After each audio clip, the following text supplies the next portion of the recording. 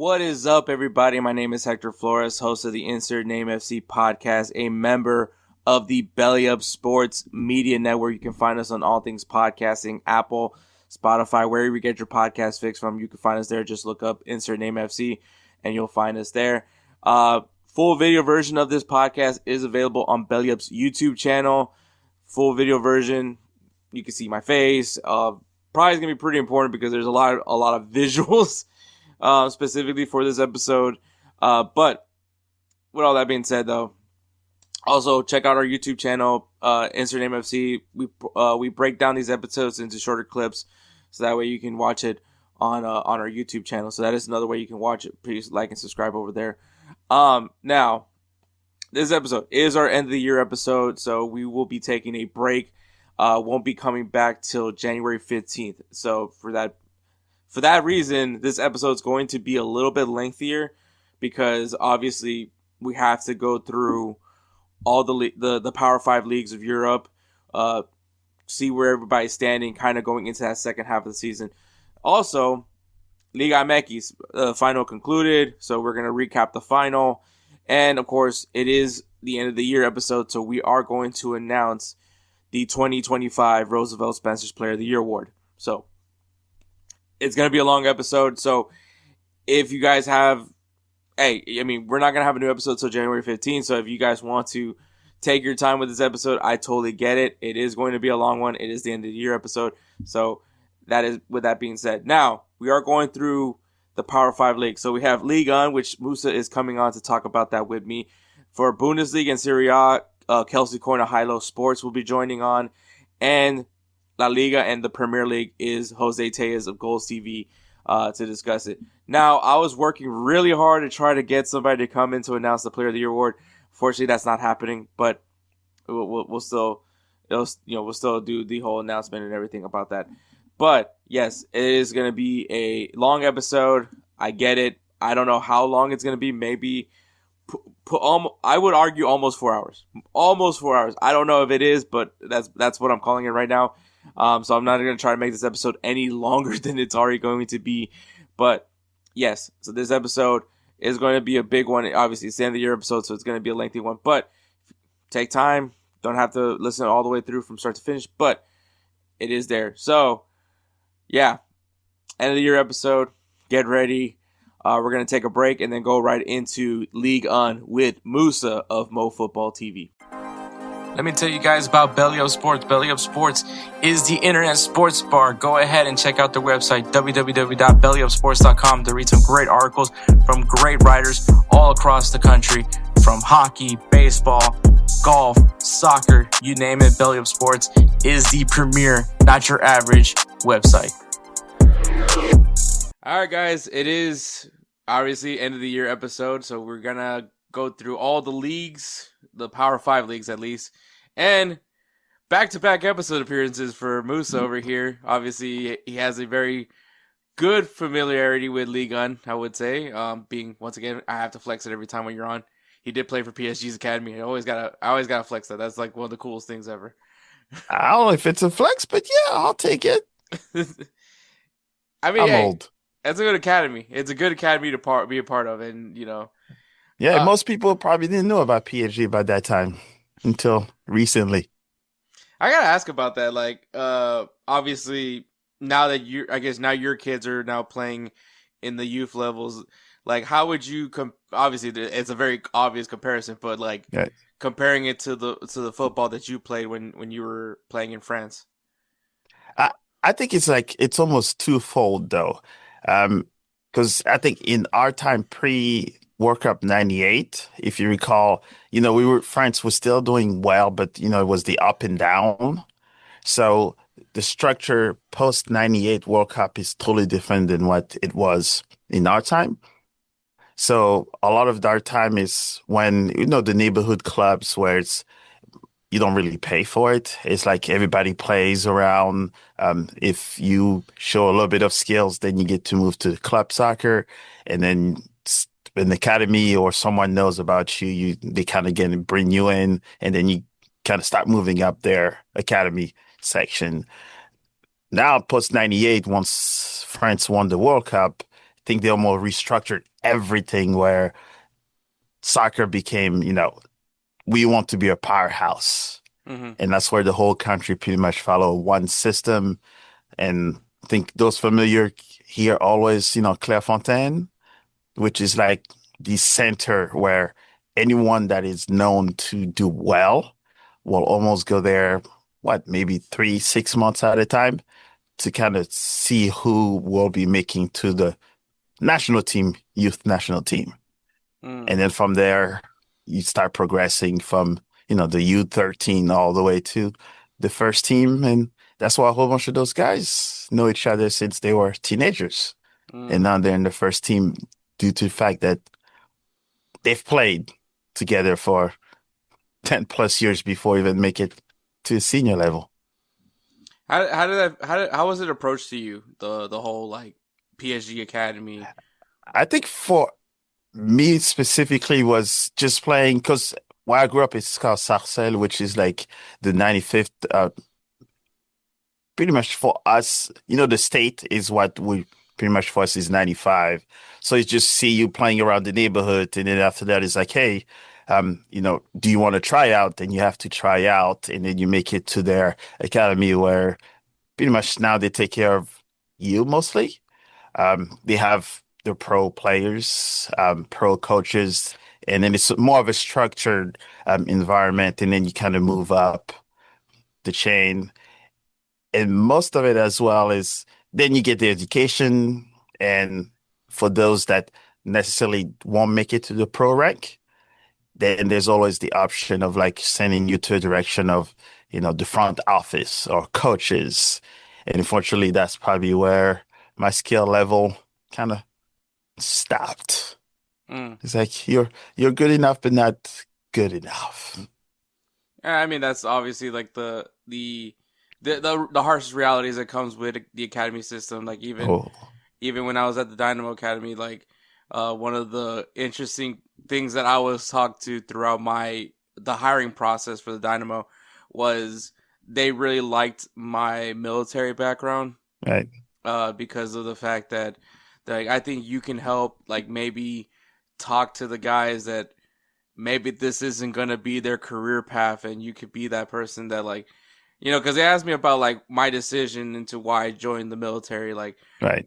how did I come to that final choice, and I was like, honestly, the straight up answer was I was an idiot, so not like dumb for joining the Yeah. military, Well, yeah, not you for were that. a kid. I was a kid. I had real no direction.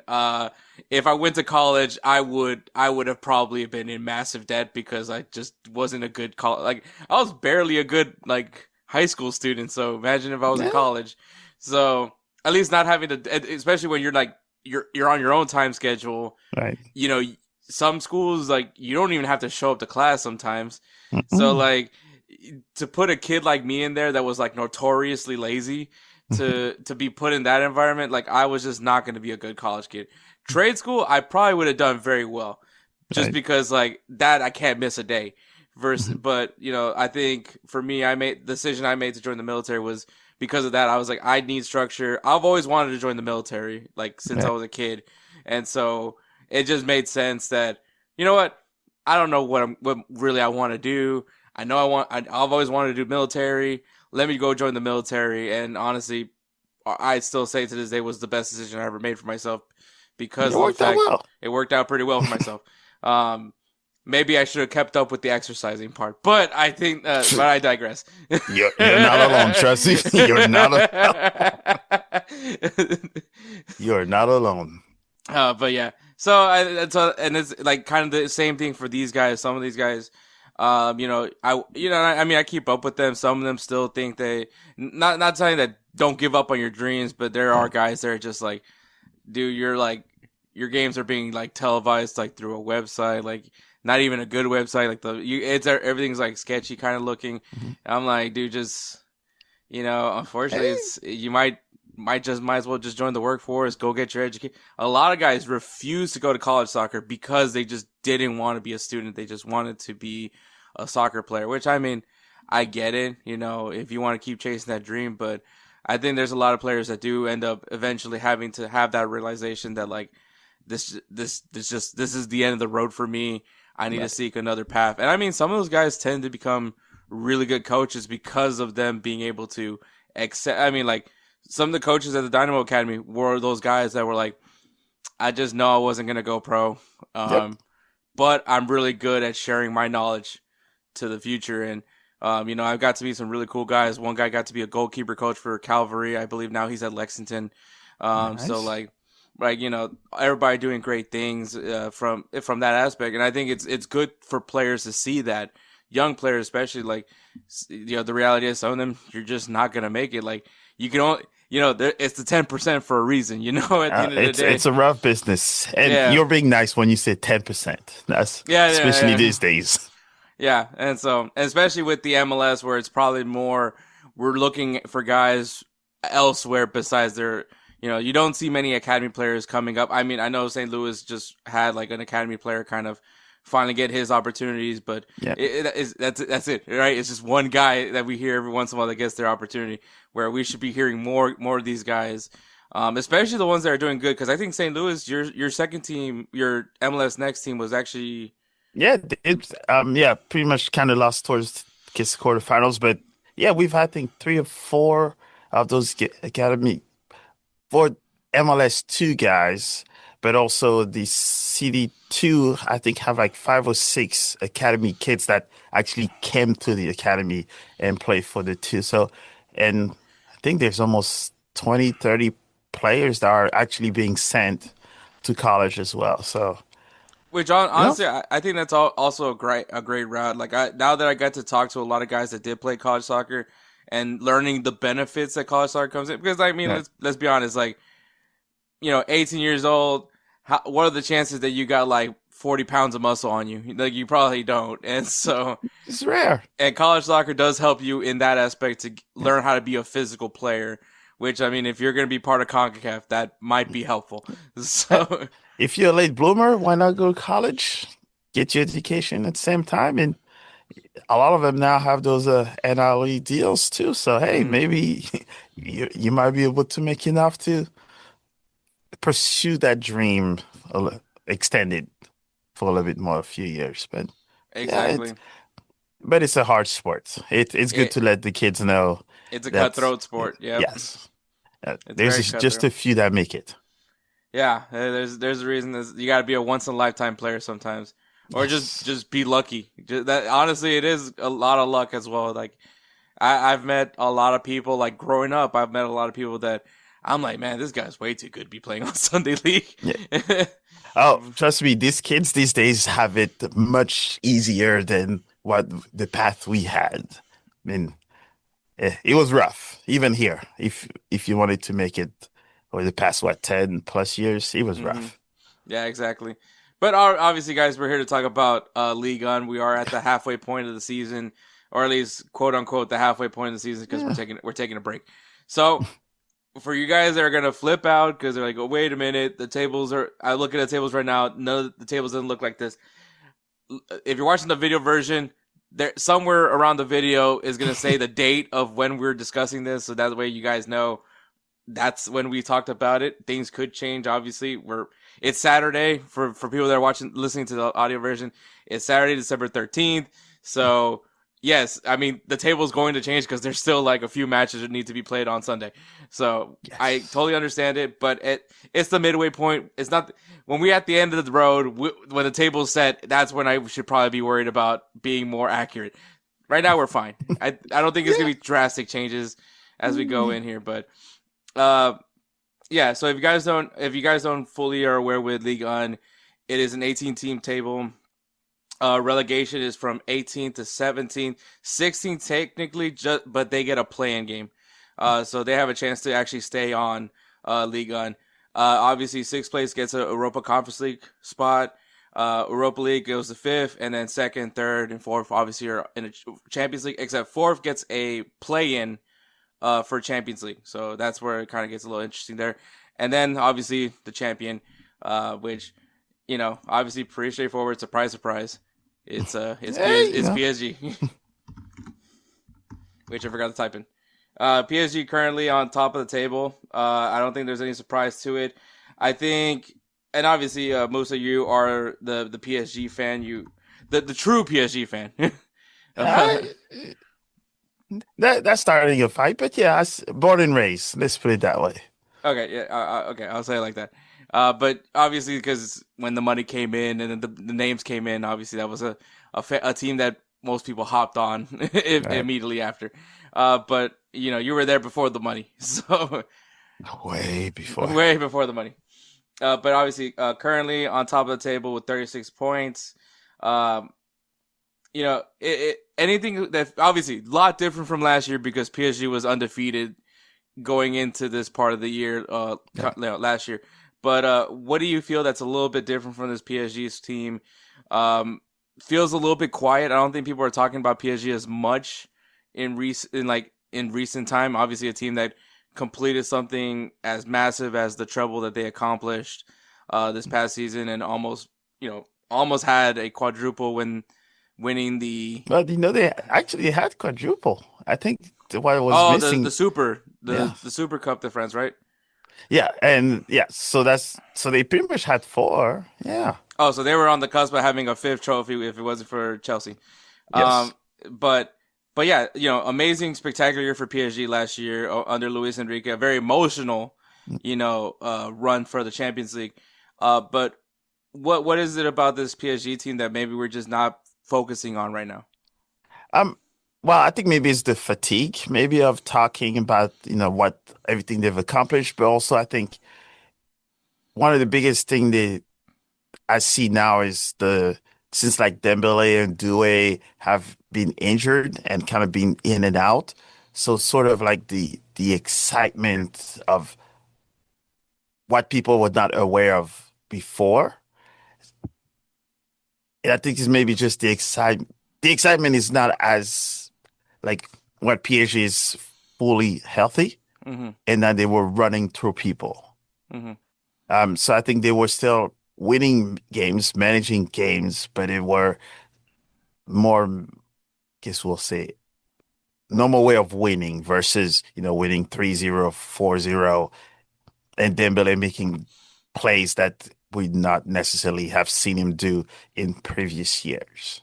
A Ballon d'Or year as well. So Yes. Which is yeah. still early. I think it's also early I think in most Europe, it's still early to start jumping the wagon and says who's supposed to be the best player of the year because Honestly, they it's have it's not had anybody. that much game. It's still anybody's at least front runner for Ballon d'Or. I think Yeah. everybody. If any, to be honest, like maybe you could throw Mbappe into that conversation, but in reality, like with everything that's going on with Real Madrid this season, like maybe that's even a questionable. This because obviously team performance also comes into play for the Ballon d'Or. So Mbappe can score all the goals he wants. I mean, he's incredible at it, but I mean, if it's not reflective for Real Madrid to have any sort of success, the way at least the way things are looking right now for Real Madrid, it's kind of hard to like put him as the front runner. And so honestly, right now it's still anybody's game. There's no player that's really like popping out on me like Lamine Yamal. Is probably going to be discussed at some point, but he's not necessarily jumping off the screen to you so far. At least in my opinion, this season I could be a Yeah. hater. I think it's just a lot of the bad noise. That's what's mostly happening now. And I think also the World Cup is not helping much of the hype as well. So this is all we talk about now. And the Yeah, AFCON. yeah. Oh yeah, and then AFCON's gonna happen, which hopefully that's gonna boost someone's stock for the Ballon d'Or. At least I would hope Big it time. would. Well, that'd be nice. It would be nice. Yes. Um, But it, I think that's the part where a lot of the players that have kind of come out of their shell or have come back from injuries.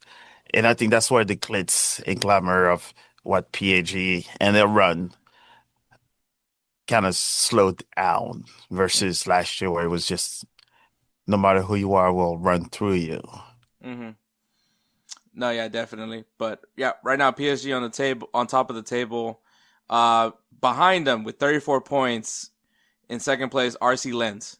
That is, I'm like every year it's always this one team that's just like I'm familiar with them obviously because I do watch Ligue 1 from time to time. I do use Ligue 1 a lot when it comes to EA Sports FC. And it's just interesting because Lens, normally you see them kind of as like a mid-table team, Yep. kind of flirts with relegation. But here they are having an opportunity. I'm trying to think of the team from last season that had I don't know. I don't believe it. I don't think it was Rennes. But there was another team that was last year that was like, oh look, they're up here on top with the teams in Champions League, or it could be Lens. Oh no, Brest. That's the one that people were talking about. Yes, because of the special name. But Yeah, yes, yeah. So, but yeah, so it was really interesting to see them. Right now in second with 34 points, they're right behind PSG. So I think that was interesting. Third place, obviously Marseille, rivals to PSG with 29 points. And right yeah, behind them, also with 29 points, fourth place Lille, who's currently in that play-in spot for the Champions League. As you know, and honestly, I think what's really interesting right now for Ligue 1 is maybe not second place. I probably wouldn't say that, but kind of third place all the way down to 10th place. A lot of shifting could happen come the second half of the season because they're all very much within each other. yeah. And if you think about it too, if you watch, like, if you go 10 or pretty much 9, Strasbourg, which is the Chelsea team that actually they also last year have made a lot of noise, being That's in who I'm the thinking top of. 10. So it's kind of weird to seeing them playing at that bad. And then if you look, Monaco, who has Pogba and Fetty, those I would have expected them to be a lot closer to the top 5. So that's why you see kind of that break between 9 and 5, we'll say, because Lyon is also supposed to be a good team. They still have a lot of financial issues, so that's what's keeping them in the middle. But all of those teams are supposed to be Champions League caliber. Mm-hmm. So that's why with 9-1, even though PSG has a little bit of gap with Marseille, but other than that, we'll say 9-2 is still for the taking. Yeah, I really think so. I think that and obviously, unfortunate with teams like Lens. I'm not trying to throw jabs at these guys, but you have a really strong first half of the season, and then kind of that. Unfortunately, as someone that likes Arsenal, starts really hot, really strong, and then just sizzles out in that second half, and does a lot of costly mistakes where then they're on the outside looking in. And so I hope that doesn't happen with Lens. I hope they can keep this momentum going. Hopefully, maybe in the January transfer window, maybe they add another thing just to push them over the edge for that second half of the season. And this is like where the real strategy comes into play, right? Like this is where those teams were like, shoot, we have something good going. We could get stronger, and then really do something here. I mean, a prime example, PSG. Obviously they're on top of the table last year, but you go and get Kvaratskhelia, and just was a straight home run addition to the team because I think he was very much an important piece to solidify that quadruple that they had last year. Yes. So that's where it comes. The January transfer window. I know, like as far as MLS people, we talk a lot of crap about the January transfer window, but in the European setting, that is such an pivotal moment, especially if you're that team that's like, we're good right now, but we could be so much better. And I hope that's what happens with Lens. But like I said, Rennes is not that far away from Champions League spot with 27 points in fifth. Lyon, they're also not that far out from it. I mean, the only thing that's hurting them right now is their financial situation, which I still don't know how they got out of it. They were supposed to get relegated last year because they failed to get to that. And then I didn't see any changes that they did besides selling Cherokee. But they're here. They're still here. They technically have Matt Turner. You technically have Matt. So where is he now? Yeah, I don't know. He's not playing right now, but I don't know. He should be getting called up, but I guess Leon doesn't really need him. Which was funny because at one point Matt Turner was the only goalkeeper in Leon's roster, and then they're like, you know what? Let's ship him out on loan because we can't afford him. So yeah, I'm sure that was the true reason. Yeah, so like you say ninth, I'll be 10th because 10th has like 22 points, so they're not that like far away from it as well. which that 10th place team is actually Angers. Yeah. Angers. Okay, I always say Angers, but I'm glad that you No, that Angers. that's what helps having you here is because Edward likes to make fun of me butcher these French names, and now I have someone that actually speaks French. But Angers, I'm gonna start using that.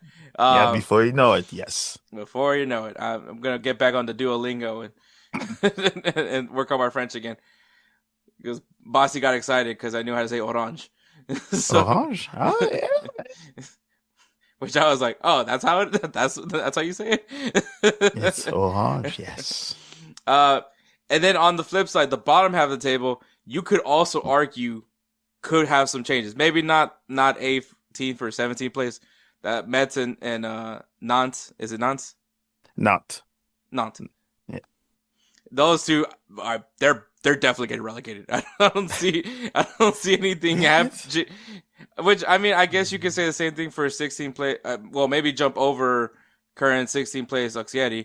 I would imagine that could maybe be some shifts. But I mean, when you look at 15th to 11th place, it's 15 points to 19 points right now as far as they have in point total. Like, same thing as we said, slip up, and next thing you know, you're getting relegated. They're not that far away from the bottom, so that's why I'm saying like the second half, like the bottom half of the table on the other side, it's still anybody's game as far as that relegation zone.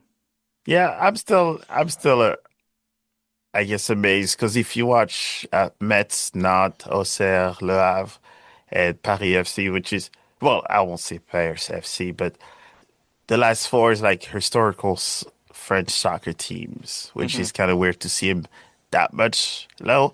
And Paris FC, I guess, just came up, so they're just trying to find their footing. So it's good and bad to see teams being so close to each other on the bottom half. But I wouldn't be surprised if Paris FC makes a run to get out of relegation. Yeah, I think obviously Paris FC, a very interesting story. Obviously, their return to. Is this a return to the top flight? Oh yes, they've been gone. No, this is no, they're brand new. Brand new. Yes. I gotta ask. The fact that you could just walk across the street to each stadium, did you at any time where when you lived in Paris, were you ever like, let's just go to this Paris FC game? Like, no. Okay. No. So here's the fun story of these two teams. So Paris Saint-Germain, PSG have decided that even though they're in the city of Paris, but they are going to represent the city and all of the arrondissement around Paris. So they're not just the center of Paris, but they're representing everything that's around it. And Paris FC wanted to be the capital team.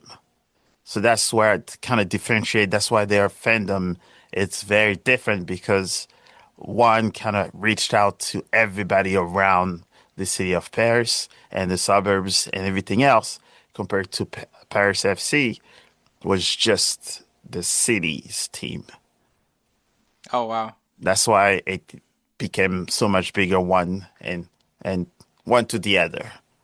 Oh, okay. That's an interesting dynamic. Yes, but then now Paris FC has the second richest or third richest man because he owns all the Louis Vuitton and all that. Oh, all that luxury brand. That fashion money. So the same person that owns it, and I wouldn't be surprised if at any time, then the floodgates open, which will then make it a very interesting where the two stadiums are right next to each other, billionaires spending money. I'm kind of interested to see what would happen. Yeah, definitely, right? Like, I mean, if if Ligue 1's being decided, between Paris teams, that'd be interesting. That'd be a good movie. A home divided in some sense. But right now, currently, the leading goal scorer in Ligue 1 is Mason Greenwood from Marseille. Oh boy! Obviously, a very controversial player. Yeah, to say the least. But You were you know, kind. Marseille did give him a shot. Yeah, I look. I've said a lot of things with Mason Greenwood. I've literally had a whole discussion dedicated to Mason Greenwood. At the end of the day, look, if he's got his redemption, that's all for him. Clearly he's trying to do his best to move on from it. And he's doing it here with Roberto De Zerbi, of all people, to be managing Marseille. And this Marseille team, I know you don't want to say any nice things about them, but they are kind of entertaining to watch as a team. And obviously, I'm invested personally because of Tim Weah. But it's been So Mason Greenwood definitely been a huge benefactor. You have Aubameyang also on the squad here. He returned home. Yep. And so it's been really interesting over there with Marseille. Mason Greenwood really a really important piece of that team. It's been very clear. Obviously, they've been trying to make shouts for him to return to the English national team. Don't think that's happening, but no, he got Jamaica. Yeah, which I'm still waiting for that to happen. I still haven't seen him even go to. I guess he was hoping for the World Cup, for them to be in the World Cup, and then that's when he would make his announcement. But I mean, yeah, they still have work to do. Because I don't know how patient Leon Bailey is at this point. I think he might kind of retire from the national team, which would be unfortunate. The leading assist man right now is Vitinha. He has 6 assists so far this season. So yeah, it's a really interesting for the second half. What as far as you Moussa, what are some things that you're looking forward to in the second half of the season for Ligue 1? Like, is there any storylines that you're very much intrigued going into that second half? Well, other than PSG, it's kind of roster coming back to being a little bit more healthy, see what they can do. And of course, there's that continental tournament. I guess that's not many people are talking about. But I think the biggest story that the whole world is watching is Pogba, coming back and playing. We see that he's doing quite well at this moment, and this is some of the flair that he has. I'm just curious to see how that will help inspire Monaco to the battle to maybe come to second place, because I don't want them to be first, of course. Yeah, I think Monaco is an interesting team to follow. They did go out this summer transfer window, went and got some new additions. Obviously, Paul Pogba being a very significant signing only for his bounce back. Obviously, all that he had to deal with, the whole doping. Ansu Fati as well. Ansu Fati, a player that would really love to have his redemption arc begin, because obviously maybe Barcelona hyped him up a little too early. But yeah, obviously he would love to get his opportunity to really. I mean, he's had his moments. I've watched a few of Monaco's games. It's not that he's terrible, by any means, but yeah, I don't know. But Monaco, I mean, with the players that they have, it's gotta start clicking at some point, right? Yeah, and I think that's just that part. And there's a few Senegalese internationals as well that are doing their thing there. So I think it's just a question of, like you said, clicking and see what they can do. And what I'm hoping is, in the world of soccer or the Champions League, where there's not just one French team that's doing well. I want to see him kind of compete with the EPL and others. He says, hey, we have 3 or 4 teams in the Champions League, and we don't have to be above and beyond excellence to make noise, and people recognize that Ligue 1 is actually producing some of the best players in the world that everybody then cherry pick.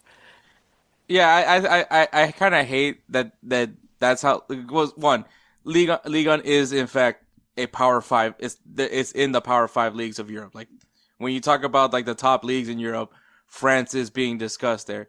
And obviously, I think it's mainly specifically the Prem fans that always want to throw out the Farmers League title onto you guys.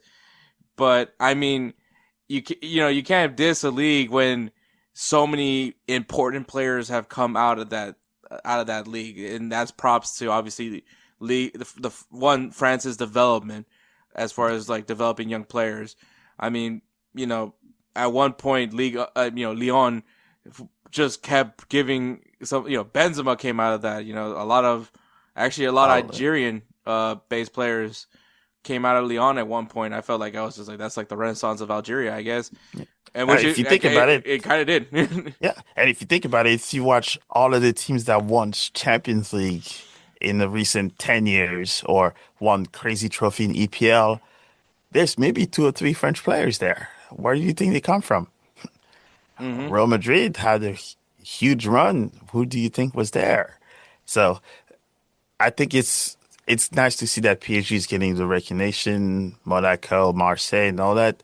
But for Ligue 1, what I'm curious to see is if can have three or four teams making those runs, and then people can start realizing that um, without French football, there is probably not even much EPL or much of soccer, I guess.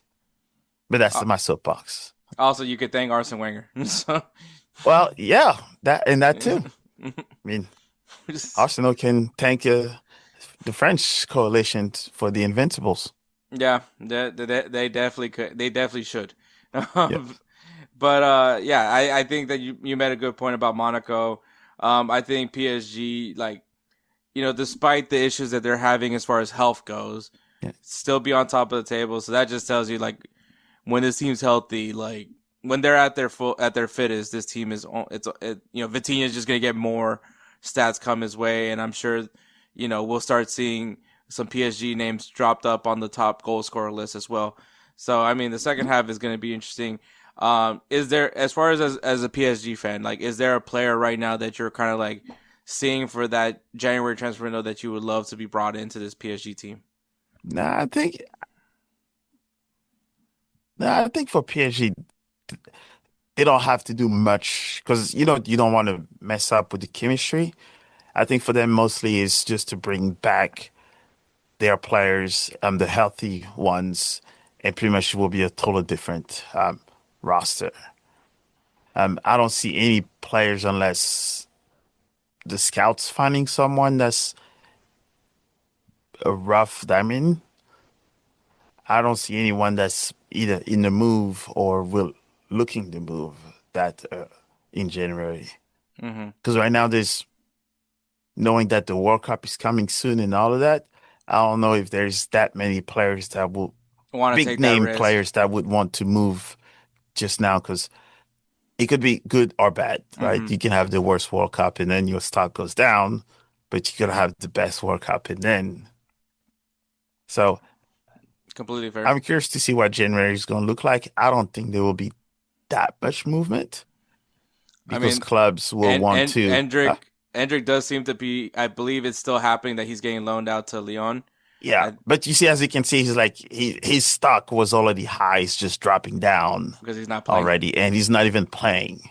Yeah. So I think for him, it's him for Henrik is to go and play for Brazil. Mm-hmm. Right? He has to justify because right now he's not playing, you're not playing. Mm-hmm. But him is like trying to get him out of his bad situation. Do you see the possibility of Endrick joining that Lyon team? Like, do you see him helping improve Lyon in their current situation? Right now, obviously, sixth place Europa Conference. Can he help at least jump him up a few He spots? could if he comes healthy and in the right mindset, because right now he's been rotting on the bench for too long, and I think it will almost depend up to him. Because if he goes to Lyon and thinks he's the big guy on campus and he's going to start right away, he's gonna have a rude awakening on that part. That's a very fair point. The kid that just goes to Real Madrid already has a huge New Balance deal. Yeah, you got everything already and you got dropped. So I don't, unless you go to other leagues that are lower, I don't think in League One they'll be like, oh, he's Henrik, we have to, you Respect know, him. yeah, no. I mean, you saw what they did to Messi, so Yeah. Henrik is nowhere near anything to that stature. So yes, Definitely, I agree with that one. But yeah, that's League On. It's gonna be really, obviously the first half has been very interesting. Really can't wait to see how the second half is gonna go. Obviously, Musa, thank you for coming on and talking about League On. but this is your time, man. Like, let the people know what's going on. Obviously, you're gonna be, I mean, look at your background. You're decked out with Senegal. AFCON is literally well, by the time this episode drops, days away. Yeah. So tell all the people that can go find you and see your coverage of AFCON. Yeah, so it's all on Futbol TV. I will be recording a live session where we go over the group stage and give our tentative predictions. One was going to be your hard biased one, and the other one will be the unbiased, of course. Mm-hmm. But then after that, we'll be covering a lot more of, the games, live watch alongs, interviews, and maybe, Hector will come to one of those shows and talk about what he learned from his dark horse.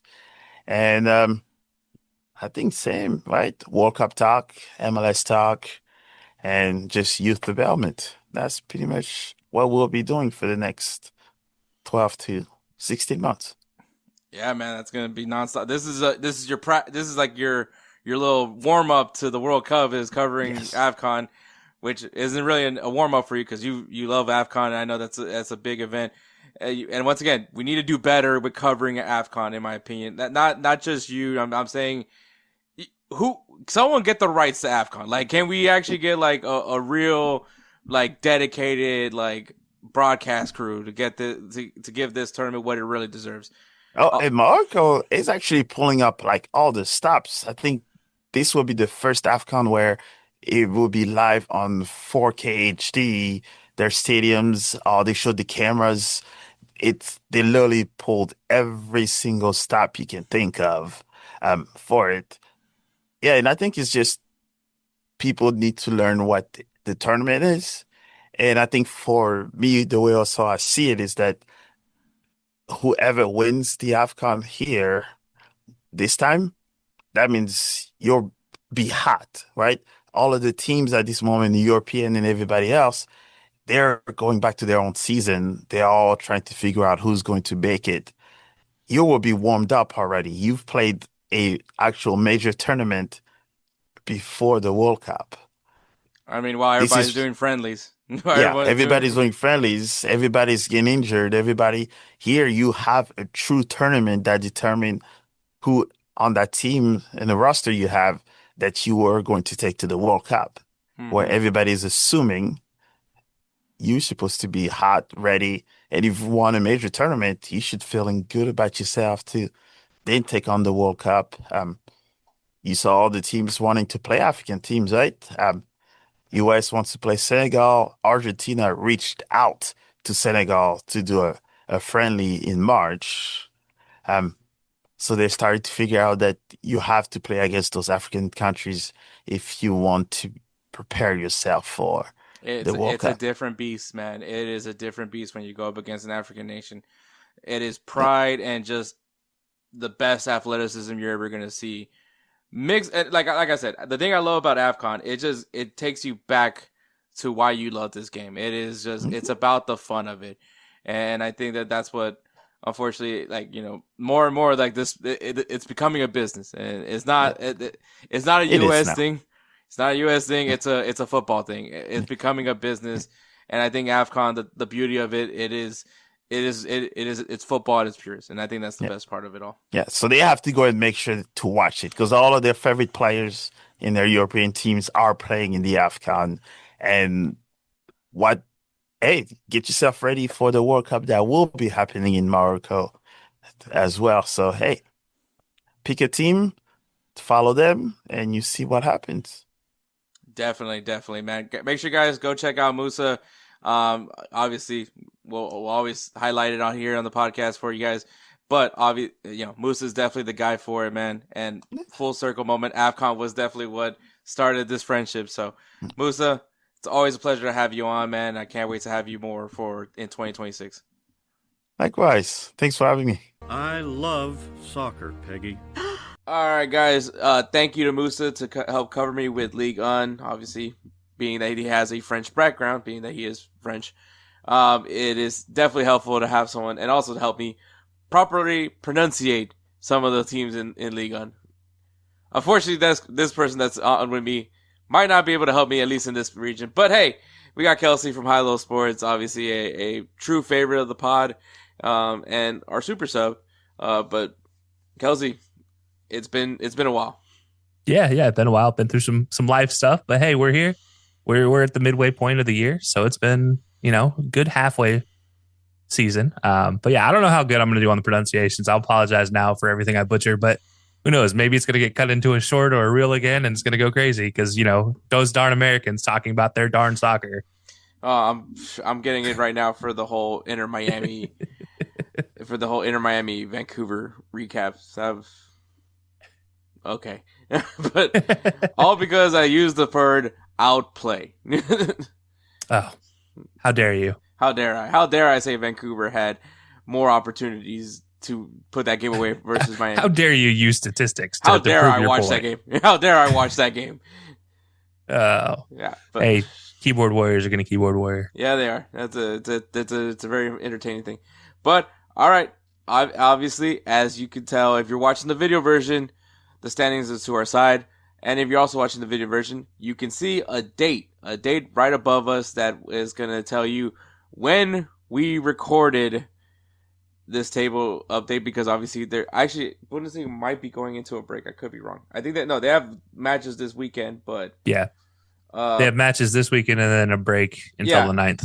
So because they're not crazy and force their players to play on Christmas. So right. Look at this Premier League. Yeah, I think they're actually the only league that does it. But yeah. So and I mean because Ligue 1's also taking a break. Actually, they're going Coupe de France right now. But Bundesliga, so yeah, it's December 16th. That's when we're recording it. So if things change, which they probably will, now this is when we recorded it. Just FYI, but I'm sure people will still complain about it. But if you guys don't know or aren't familiar with the Bundesliga, it is a 18-team table. Their relegation zone is 18 and 17 automatically getting relegated down to the second division, with that 16th place spot going into a play-in game for who would essentially be playing in the Bundesliga the next season. So at least there's that. And then pretty similar to all the teams, 6th place Europa Conference League, 5th place Europa League, Champions League, 4th all the way to 1st. Maybe might change, only depending on the UEFA coefficient. Now, am I expecting the Bundesliga to get that? Unless Bayern Munich and Borussia Dortmund make it to the Champions League semifinals, I don't see it happening, which did happen once. But as of right now, it seems very favored towards the Premier League. I think as of right now, they do have the higher coefficient. So I am going through the rest of this episode with that bias, thinking that the Premier League is going to get a 5th Champions League spot versus the rest of the league, which I think is a very fair call. But, who am I? Yeah, it makes sense. Like, hey, you know what? Why not? Yeah. So we'll start things off with, we'll go down to the relegation. The guys are currently in that relegation zone, which in 18th place we have Mainz, my favorite team to pronounce, which unfortunately they are currently at the bottom with 7 points. They have to have had a win. They had 1 win, 4 draws, and 9 losses, with a goal differential of -13. Which in the grand scheme of it is not as terrible as some of the teams above them.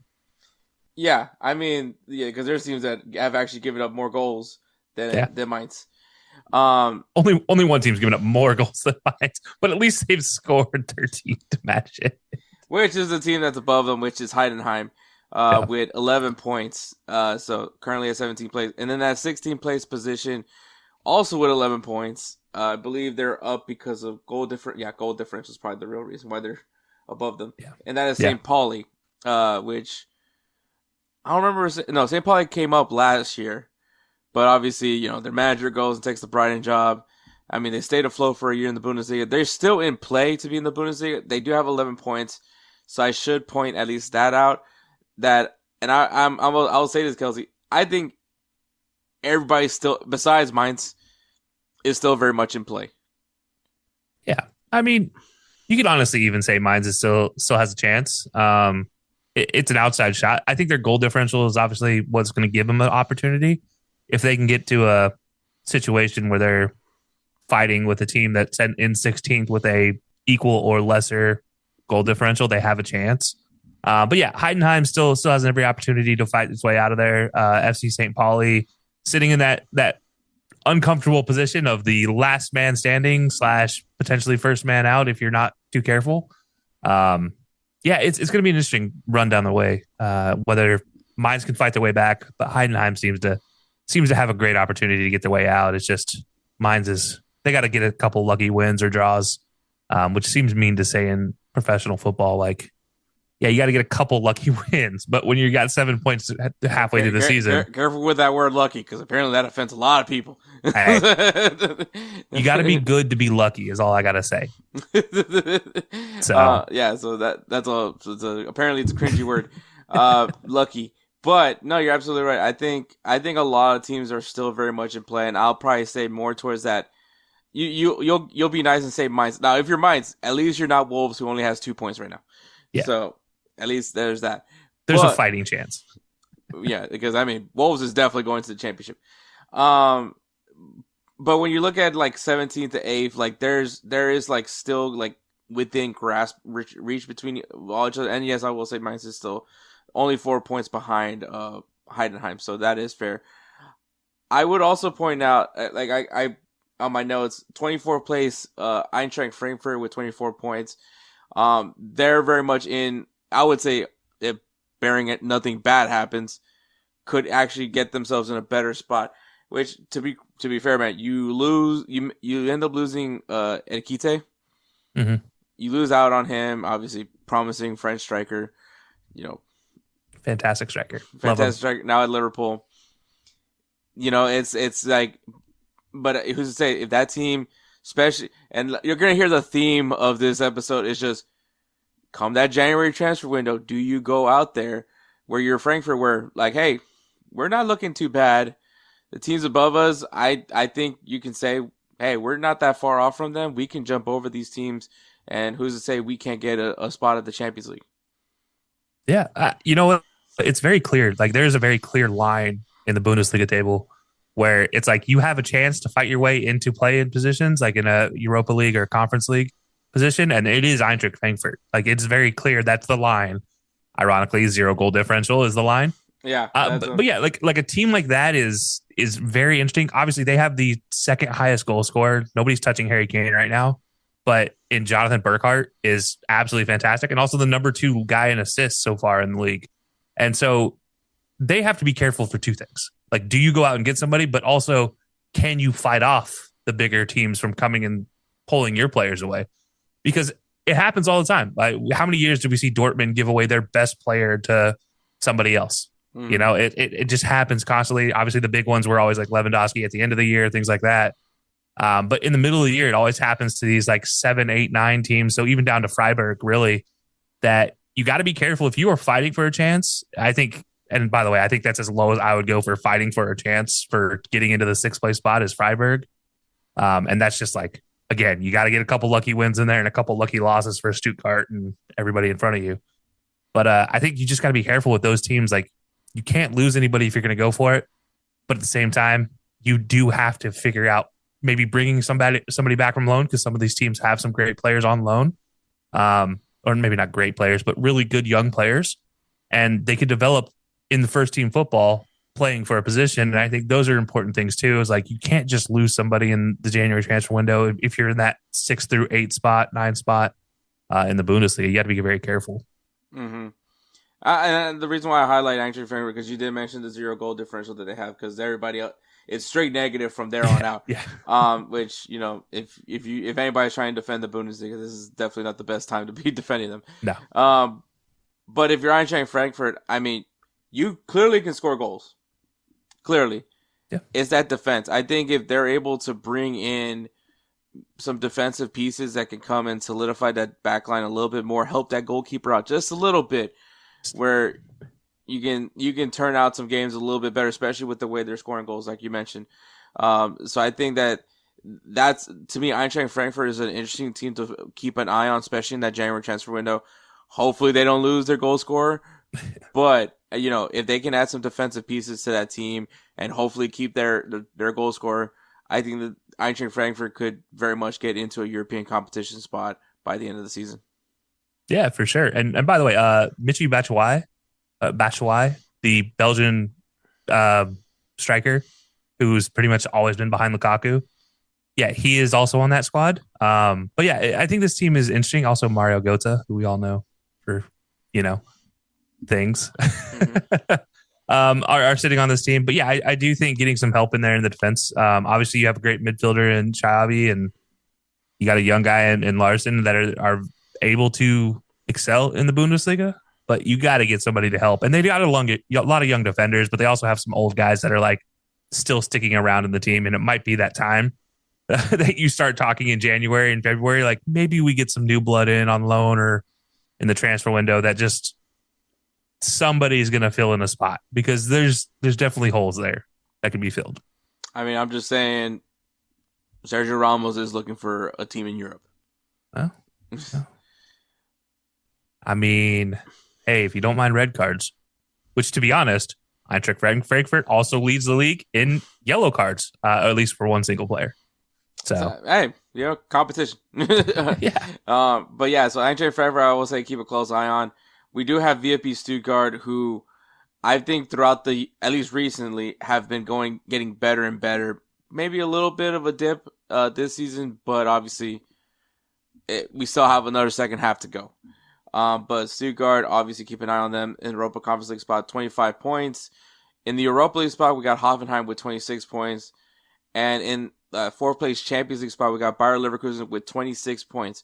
So that just tells you things can change. Yeah. Within Eintracht Frankfurt is within 2 points of that fourth and final spot for the Champions League.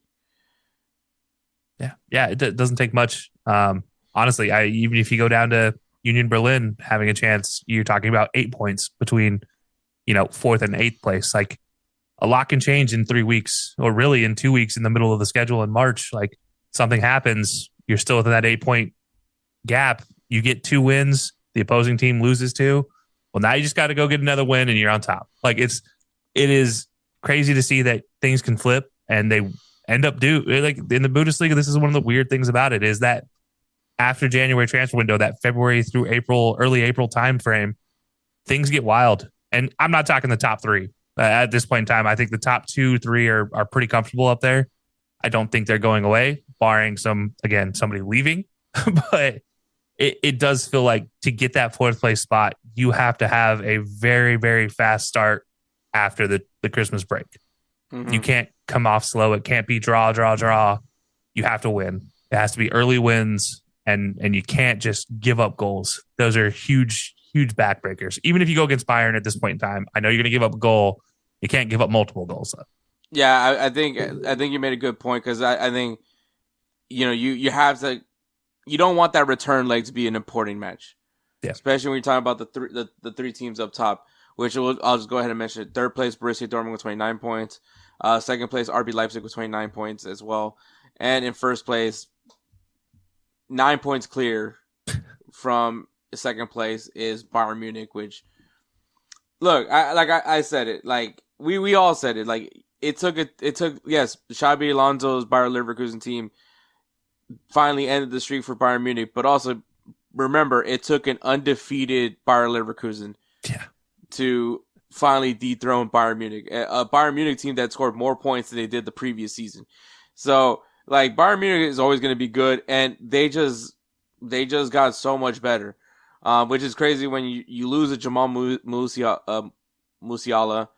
But then now this new kid that's now wearing 42, because obviously Jamal is wearing now number 10. Yeah. But the new 42, he's looked pretty good. Definitely living up. Harry Kane, I mean, the way he's looking, it looks like Barcelona might be coming and knocking for him, which I hope not. Olise, just another stellar player that left Crystal Palace and making a name for himself over there in Bayern Munich. This Bayern Munich team, I mean, do I want to give credit to Vincent Kompany? Not really. I mean, he's a good coach. I'm not taking that away from him, but it's also Bayern Munich. So that's the only thing I don't want to take away from it. look, you put anybody in the seat of a Ferrari, they can still drive 110 miles per hour, or for, I don't know what the kilometers per hour is for all you non-Americans. Sorry. But yeah, look, I'm not going to give all the credit to company, but I will say that this team has been put together well. Obviously, the Mane situation in Bayern didn't work out. They replaced him with Luis Diaz, which is a great switch, by the way. Third in assists in the Bundesliga. Elise, as you mentioned, number 1 in assists in the Bundesliga. I mean, and Harry Kane, by the way. You have Harry Kane, just 18 goals through his first half of the season with still 1 game left to play in this early, like the first half of the season. Like, that's crazy. I'll give the guy 1 trophy, and then all of a sudden, look what happens. He just doesn't stop scoring. On pace, I believe, to break the record if he continues through the rest of the season for goals in the Bundesliga. I think it is 38, 39. But yeah, and you said Leonard Carl wearing the new number 42, right? Mm-hmm. Absolutely does look very fitting in this team. This whole squad, it seems like, has figured themselves out for what they want to do.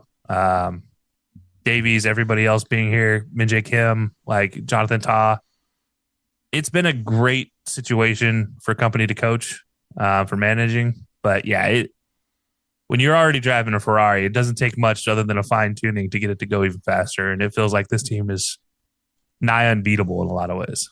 Yeah, and I mean, obviously, Bayern Munich shouldn't be resting on their laurels, but, you should point out, with 2 games left in Champions League, they're currently sitting at second place on the table over there in Bayern Munich. I mean, yeah, I think obviously they're going to still focus on the Bundesliga, make sure to win the Bundesliga DFB Pokal when that comes around. But a trophy they haven't won since COVID. Mm-hmm. And Harry Kane was close to winning a Champions League. Not really, but he wanted. He walked by the trophy of the Champions League. I think with the way this Bayern Munich team, this team is not only just poised to win the Bundesliga, maybe even DFB Pokal, which can always be finicky depending on who you face up on that day. But if they keep playing the way they're playing, man, I can see them also contesting for that Champions League. Yeah.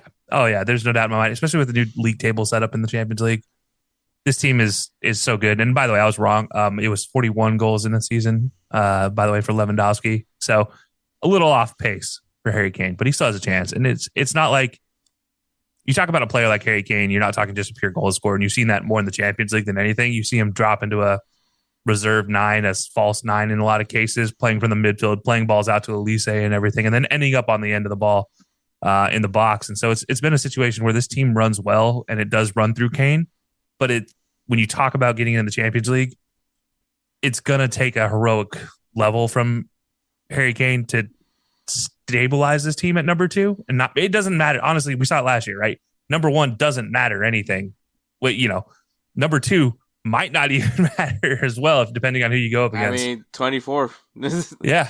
You just got to get in at the end of the day. It's no different than when it was group stages. You just had to get to the next round. And that's the end goal. Last year we saw it's like a lull that they had, and it just killed the top teams.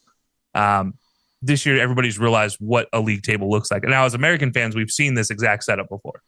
So this is not a shock to us for teams to have a break and then come off on a lull and things like that. But for European fans, that's never anything they've experienced. So now they know it. Now the teams know it. Now squads know what to expect. And this team it's going to be tough. In the world, in all of European football, it is hard to look at any of the other top teams and say, hey, that team's way better than Bayern. There's a couple that you're going to be like, yeah, okay, they're even, or maybe close to. But Bayern just feels so solid this year outside of everything else. And again, it kind of comes to playing in a cupcake division, right? Apologies to Bundesliga fans. But in comparison to some of the other leagues right now, after your top 8, it's not great in a lot of cases. And yes, I'm saying that knowing there's a lot of Americans that play in the Bundesliga. It's something that you got to be careful of when you talk, when they get in the Champions League. Maybe let's not give them too big of a head yet. Vincent Company's already got enough of that big head covered. But yeah, it's it'll be exciting to see what they can do, but I don't see them falling out of the number 2 spot in the Champions League table. Obviously, that's all pretty well set now at this point in time. But yeah, once you get through that, now you got to get through the knockouts, and that's just the most important thing for this team because they got to win it. It's been 6 years now. Yeah. No, yeah, definitely. And I think to point out, like, kind of going towards another team, because I think you hit it right in the nail right on the coffin for Bayern Munich. Bayer Leverkusen. If you're a club that was thinking about firing their coach very early on after hiring him, this is your proof that maybe it's the best move to do, because you hire Erik ten Hag. You had some red flags happening. You lost to a youth team from Flamengo, I believe, and then as a preseason game, and then you go into a really rough start under the Ten Hag era, and they said, "F it, let's just cut our ties with him," and look where they are now. They're in 4th place, and maybe some are wondering, maybe if they would have had the guy that they have on now, where this team could have probably been maybe in a better position.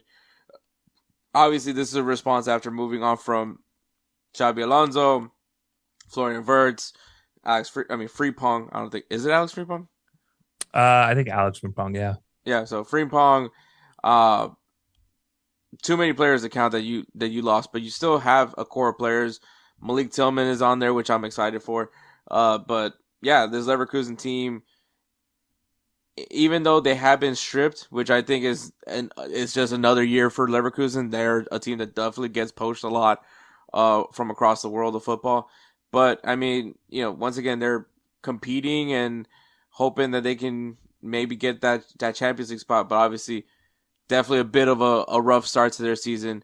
So that probably could be something that they could worry about, going near the end of the season. Yeah, you always worry about that, right? Like, when is a good time to fire a coach? Is there ever a good time to fire a coach? And you'll never know the answer until your players react. And I will say, there's been some question marks about players coming off of that squad. Obviously, one of them being Florian Wirtz. You talk about what he's been doing at Liverpool. It hasn't been great in the grand scheme of things. He's been blasted by Liverpool fans. So it's not like it's just a managerial situation there. It was a lot of the players as well. And you always question, like, is it a good time to get rid of them? Obviously they did, and it's worked out, but it doesn't always end up that way. It's a 50-50 coin flip, right? At the end of the day. Mm-hmm. It's a good thing it's worked out, though, because it is a team that's, they've turned themselves into, I hate using this term, but it's kind of what they are in the Bundesliga.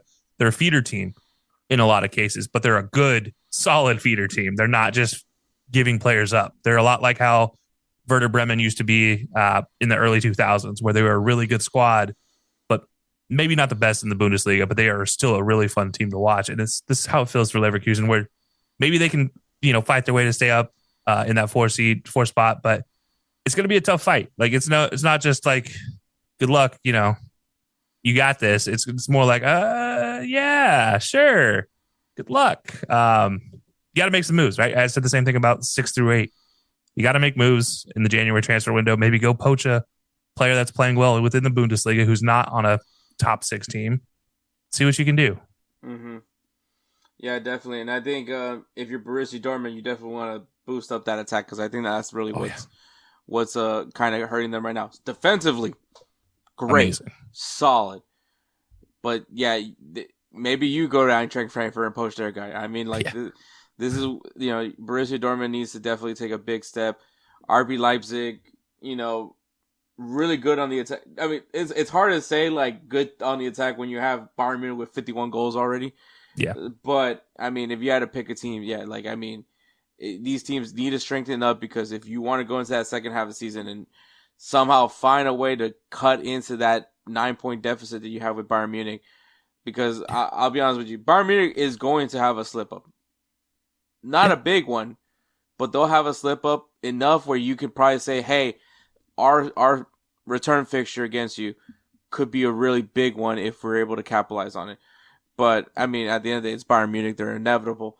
I will also point out, Borussia Mönchengladbach, kind of a similar situation to Bayer Leverkusen. Not really, but they were struggling to get a victory for a good chunk of the early on in the season.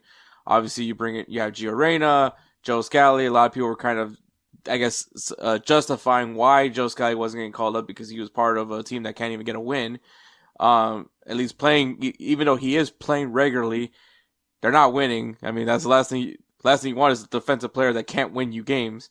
And then Gio Reyna, it seems like another day of different team, same situation where he's available, but he doesn't play.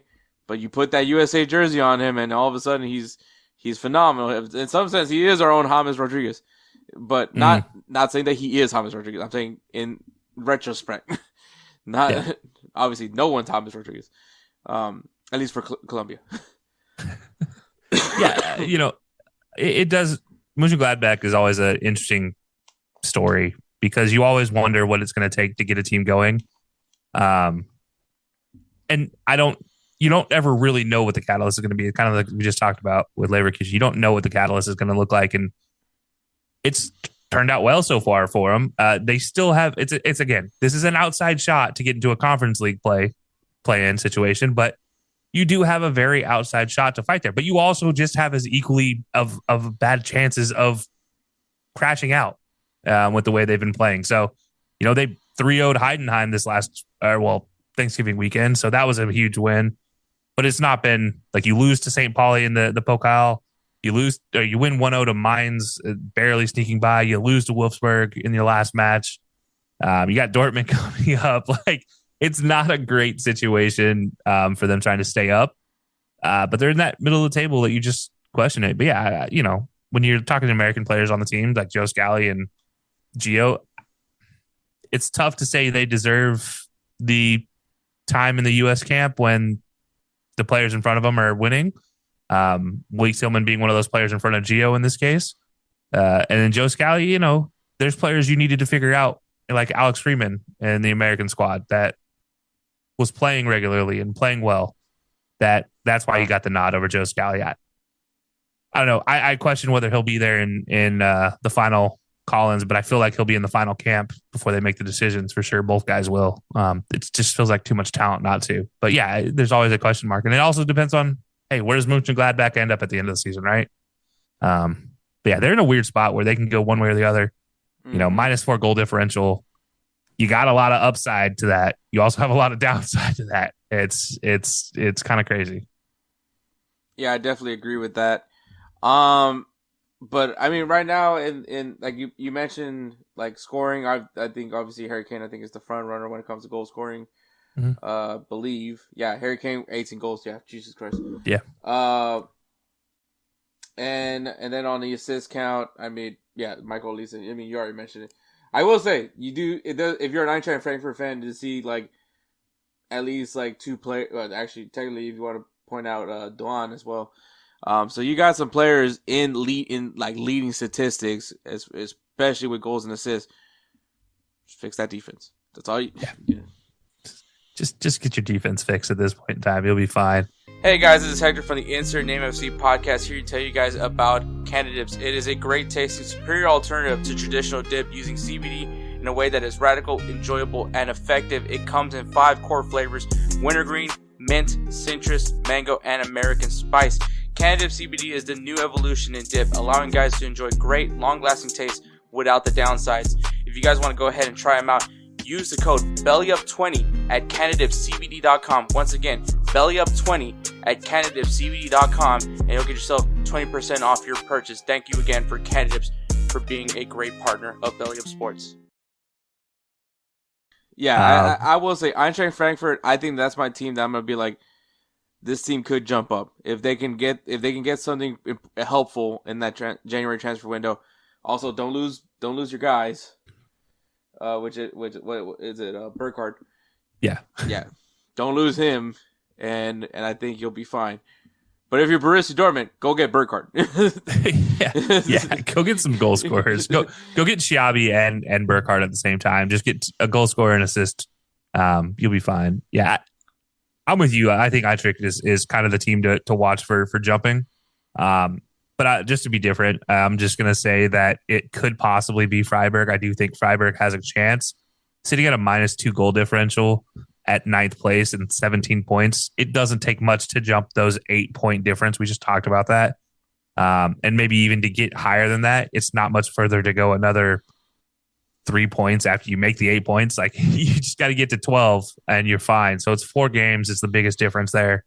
But a team like Freiburg is always a sneaky good team. When you playing well, you also have a lot of draws. You have 4 wins. You haven't lost a lot around compared to teams around you. So you have that chance to really climb. And their losses, 2 of the losses came in the last 3 games. So, they have every chance to climb, just to be a little different than saying Frankfurt again. But yeah, I agree with you, everything you said about Frankfurt. But then you had Freiburg, and there's a chance. It's an outside shot, but hey, we like long shots here.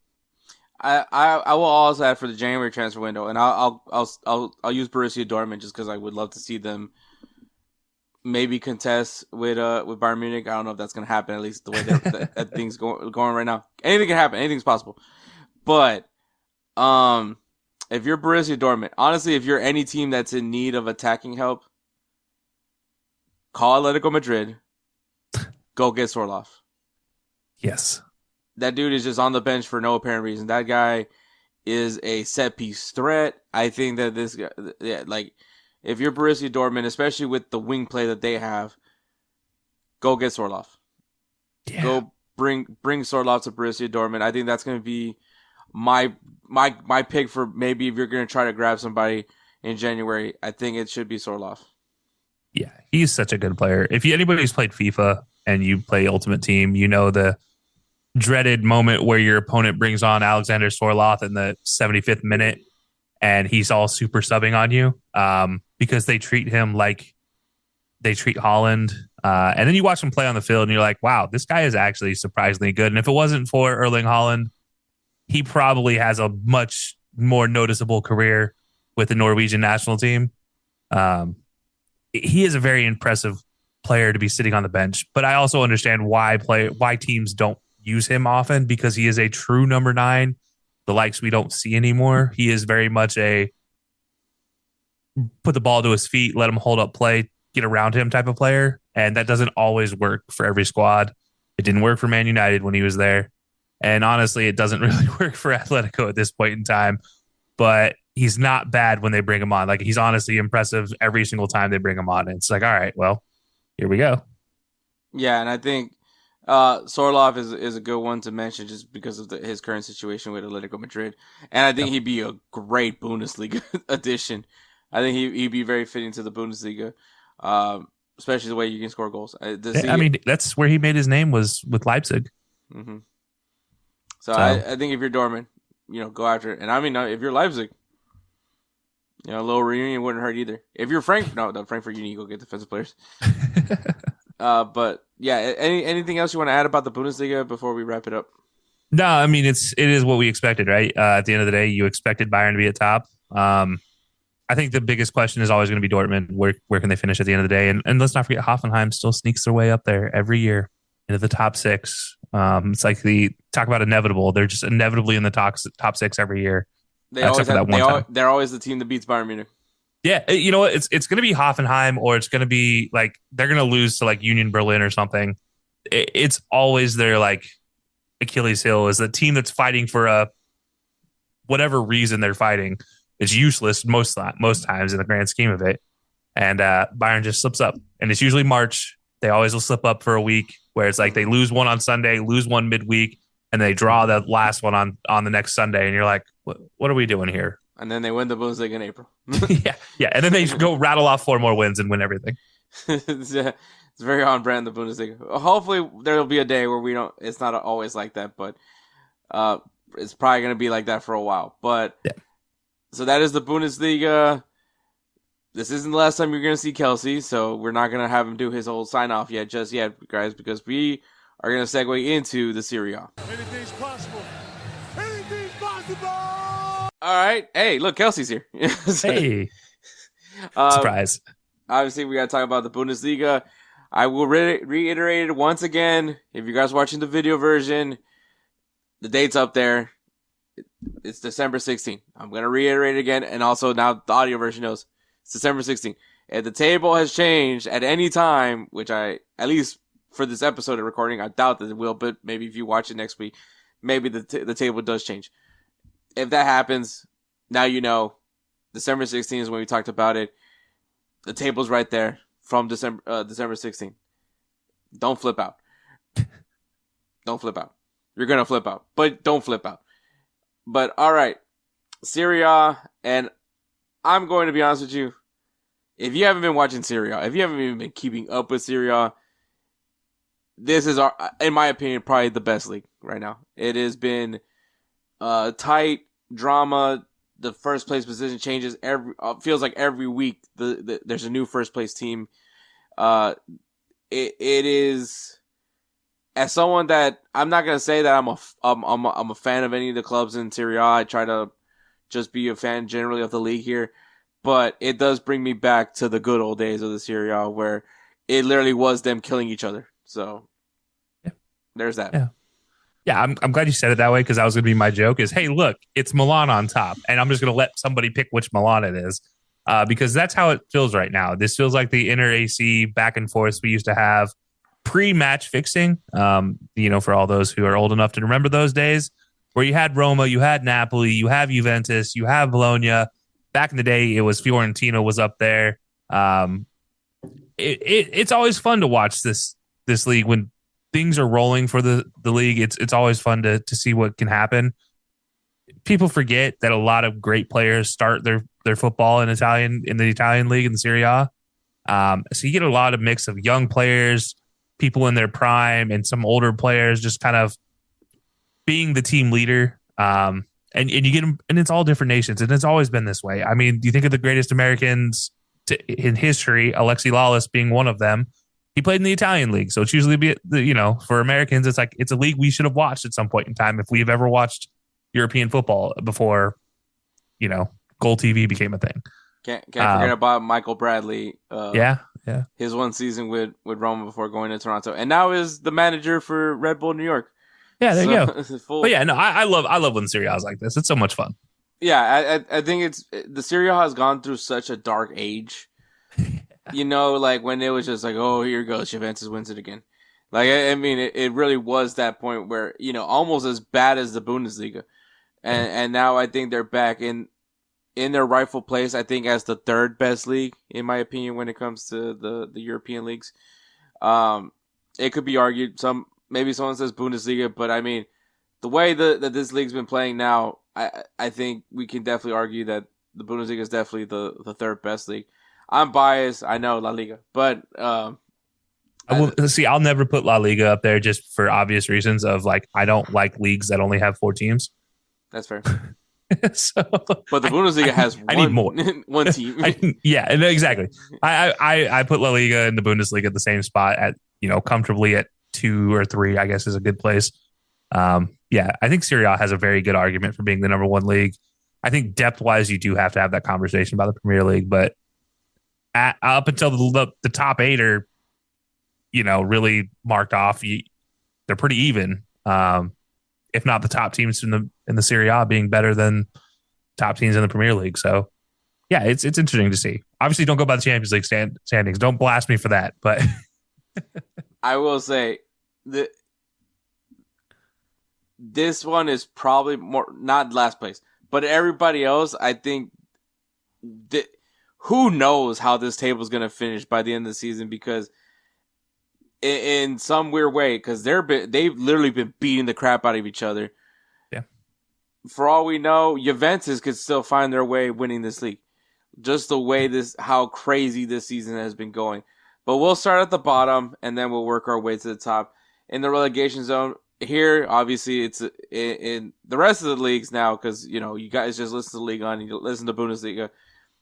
There's no play in here. It is literally 20th to 18th place gets relegated immediately down to the second division.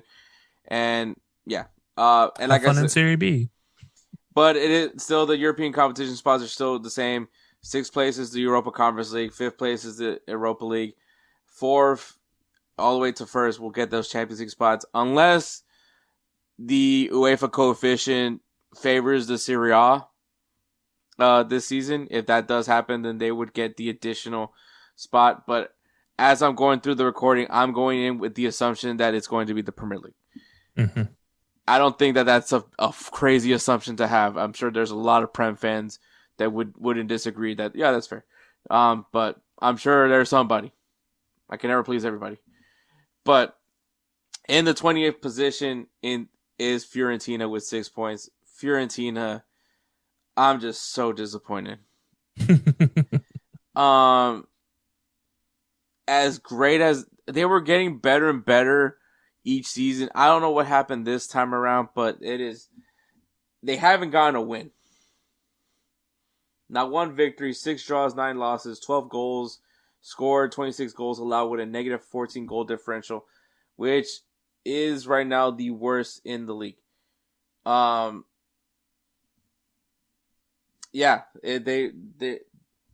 just not performing. Yeah.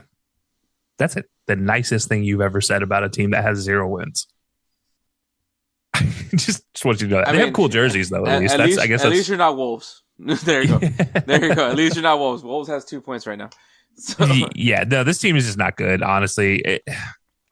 They're a team that's playing within a Dzeko that is old, and honestly, he's not the Eden Dzeko we once remember. They're playing with Albert Goodmanson, who is, again, not the Albert Goodmanson who was a World Cup darling or Euro darling a few years ago.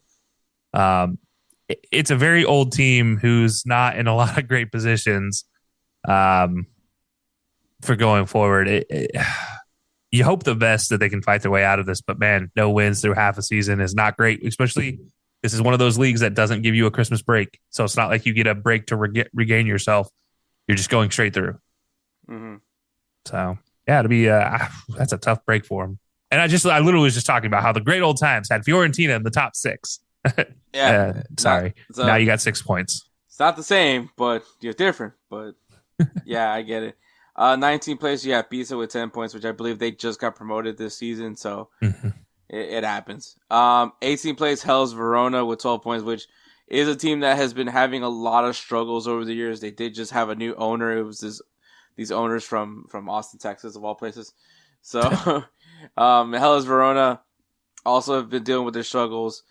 Now, I did mention that this league is very much still in play because it still is. I think when you look at positions like 19 to 13, all within grasp of each other.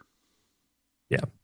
But I will highlight one team that I would say don't be surprised if they have a big slip up and we see them maybe not in the relegation zone, but definitely not in their current position, which is in 10th place, Udinese with 21 points. And the reason why I'm highlighting them is, yes, 6 wins, 3 draws, 6 losses, 16 goals scored, 22 goals allowed, a negative 5 goal differential.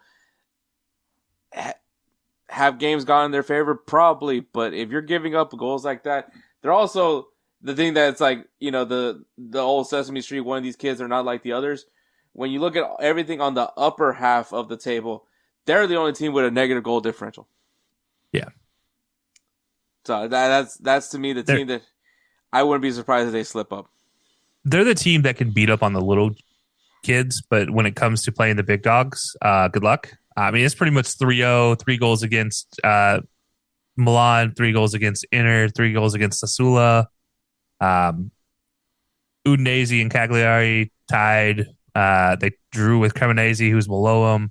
Juventus scores 3 on them. Roma scores 2 on them. Like, that's a team for sure that is made for a slip up without a doubt. And it's not like, you can't be fixed, but usually if defensive woes are your problem through half of the season, it's going to continue for the second half of the season, and your offense better get really, really good. Mm-hmm. So, but yeah, it'll be interesting to see if they are the team that slips up for sure. But I think you're right. I think there's a very great possibility they're going to be maybe not in the relegation zone, but they're going to be awfully close.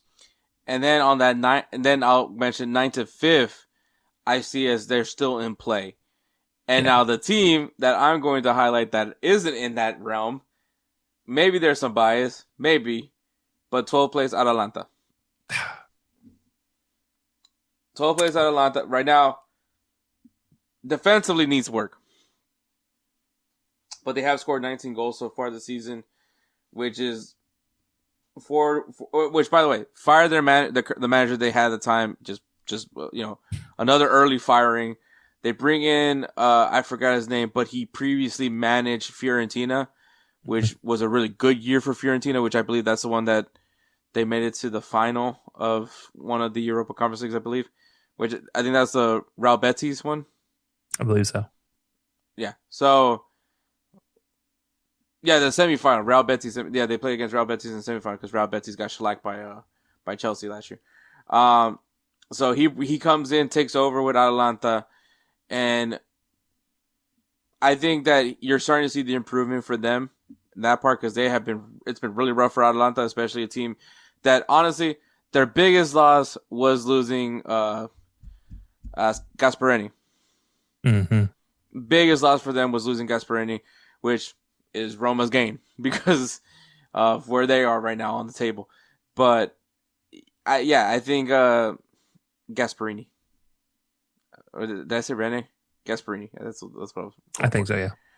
Yeah, but Atalanta, I think, is a team that I think they're gonna improve.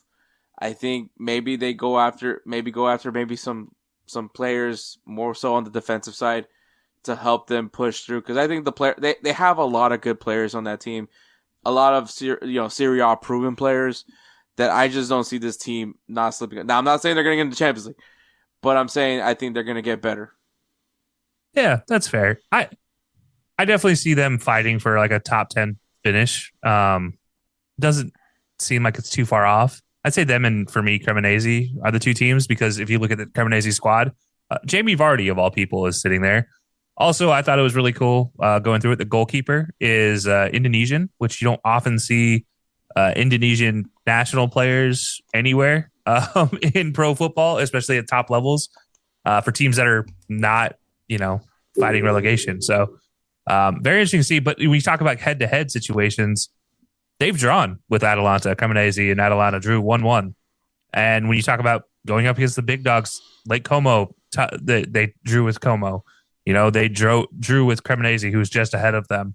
They beat Genoa, who's way below them. Unfortunately, they did lose to Pisa recently, so that's always tough. But, they're showing fight. They beat Bologna. It's a team that shows fight and can win some games that they shouldn't win. So for me, I think Atalanta is a great call-out. I think Cremonese also has a great shot of climbing those ranks, getting into top 8 potentially.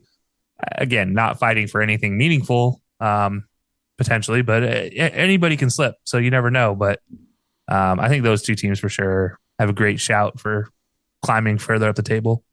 Yeah, those are some good, especially with Cremonese because they have 18 goals given up. So yeah. Also, come that January transfer window, find some improvements to that team, and we'll see what happens, man. I shit a lot. Sorry for cussing Kelcey.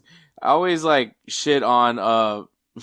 It's always great when Kelcey's on here to do this bit, but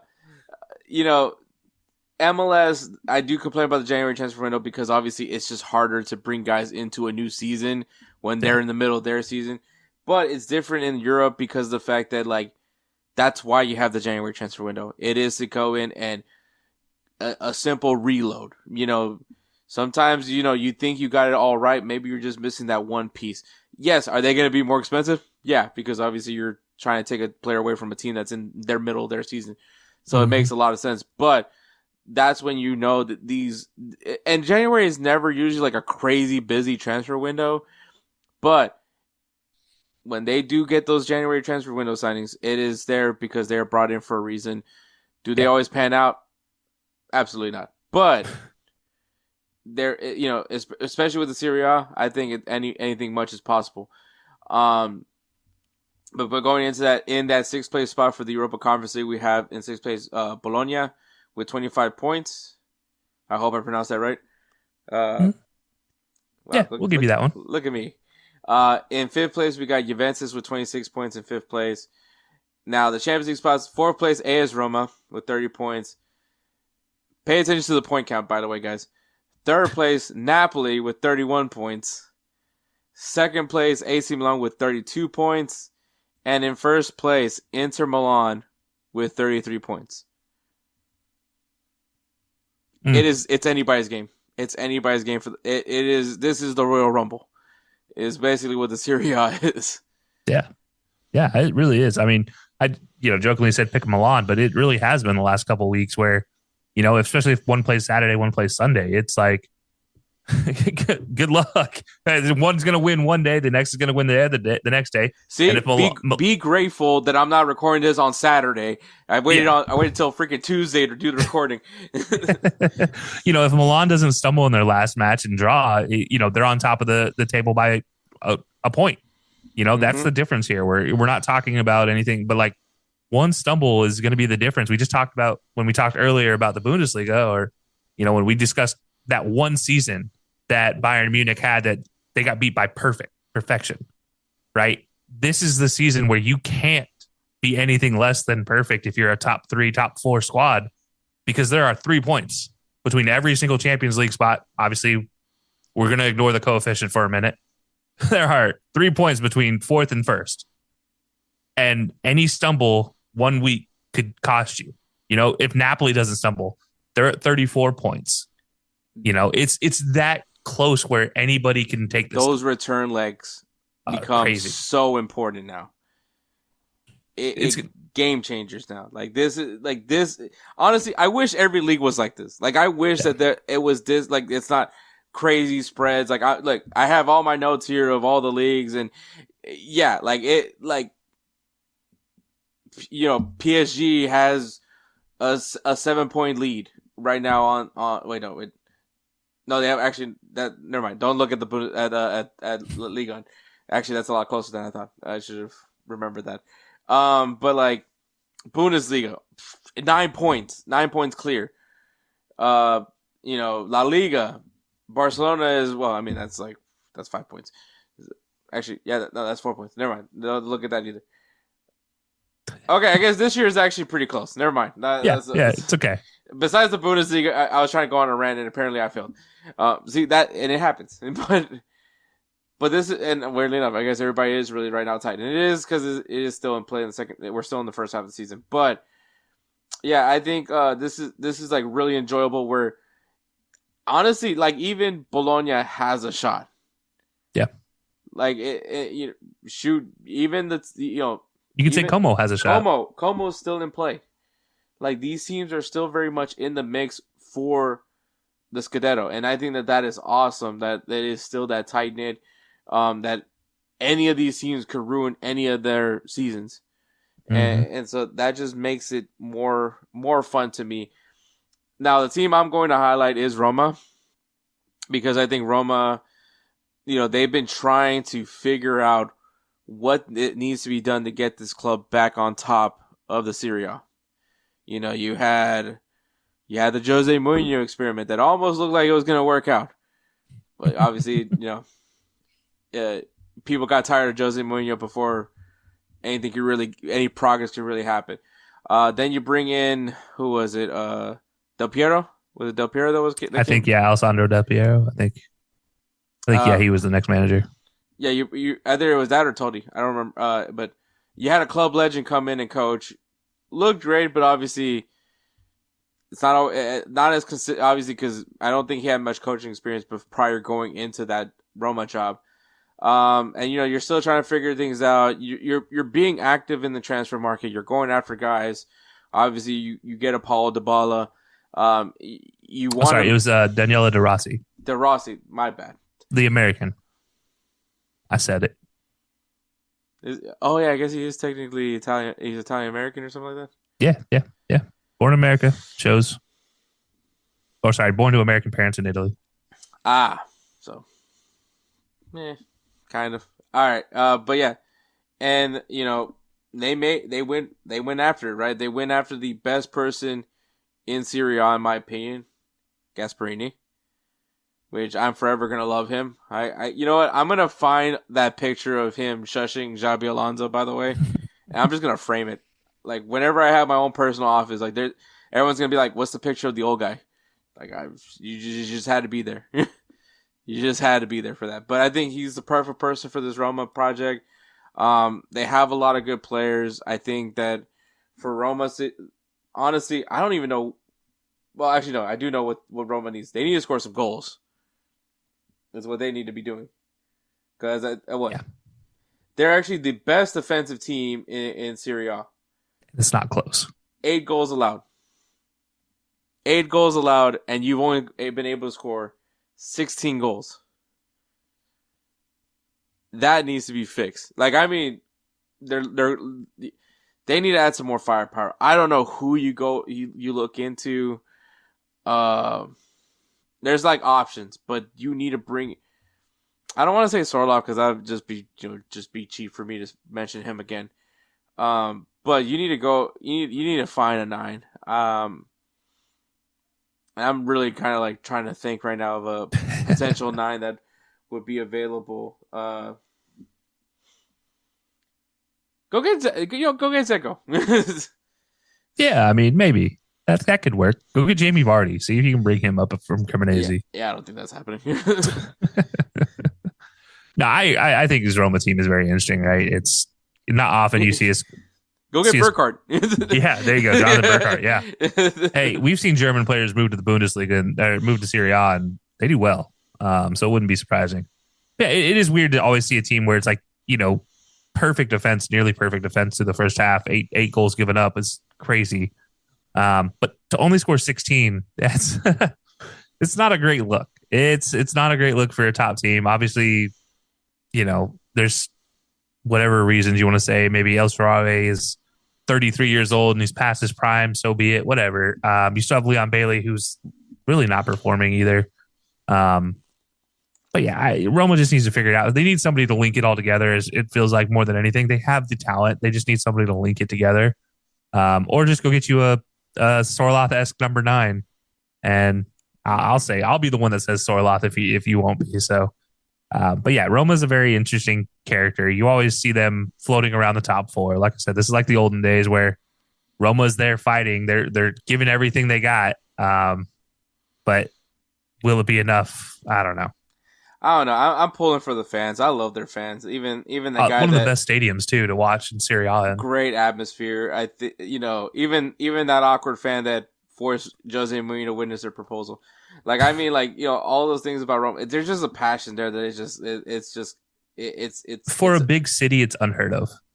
That's where I was gonna go with it. For as massive as Rome is, like, yeah, like, I mean, yes, I know the Milans and all that, but I mean, like, for Roma is like, I mean, gladiators and all of that you can think of. This is kind of where you want to go, and I mean, also I would love to see Paul Dybala do it and just, like, just a massive fuck you, sorry for cussing Kelcey, to like Juventus, like that's just me, but yeah. Like it's really interesting what they're doing. I think Gasperini is the right guy. They need to just add some more power to that attack because this team should be contending for the Scudetto. This team should be lifting the Scudetto by the end of the season.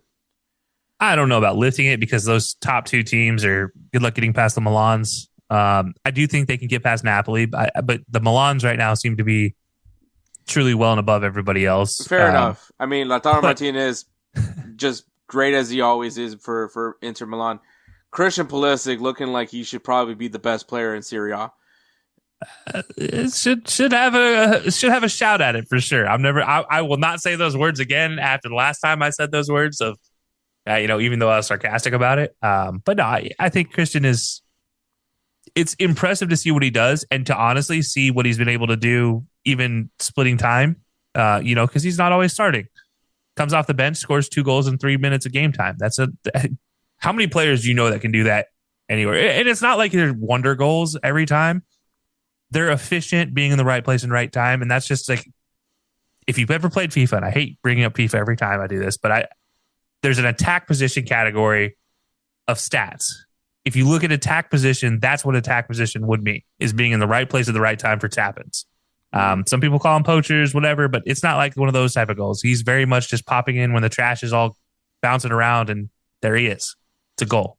He does have some wonder goals though to go with it. It's just I think for a U.S. men's national team fan standpoint, look, all the drama that came in with Christian Pulisic throughout the summer, everything that he was like circulated with the god awful docuseries that I don't know if it's still going, and I hope it's not.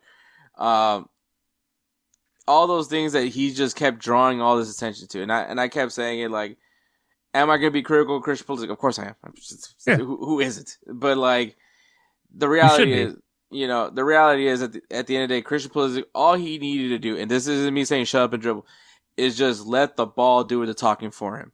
Remind people that, hey, I'm Christian Pulisic. I am the USA Wonder Kid until somebody can dethrone me.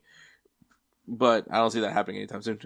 But like, I mean, he's going to surpass Landon Donovan. He's going to surpass Clint Dempsey.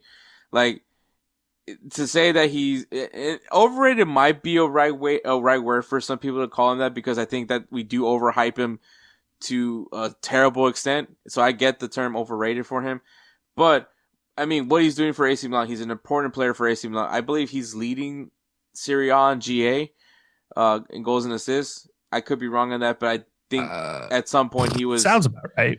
At some point he was definitely he's definitely in the top in GA, and I think that like I said, if you're Christian Pulisic, you wanted to rest. You didn't want to compete in Gold Cup because you wanted to rest, and and we all said to him, hey, if you're gonna request this, you better ball out this season to make fans be excited come 2026 that Captain America or the LeBron James of soccer, that's never gonna pass for him. But like for him to show that, hey, I'm in the best shape of my life. I'm ready to lead this U.S. men's national team. God forbid he does get that captain star bid. But I think Christian Pulisic is playing great. But at the same time, on the flip side, right across the offices, Inter Milan also looking very strong as well.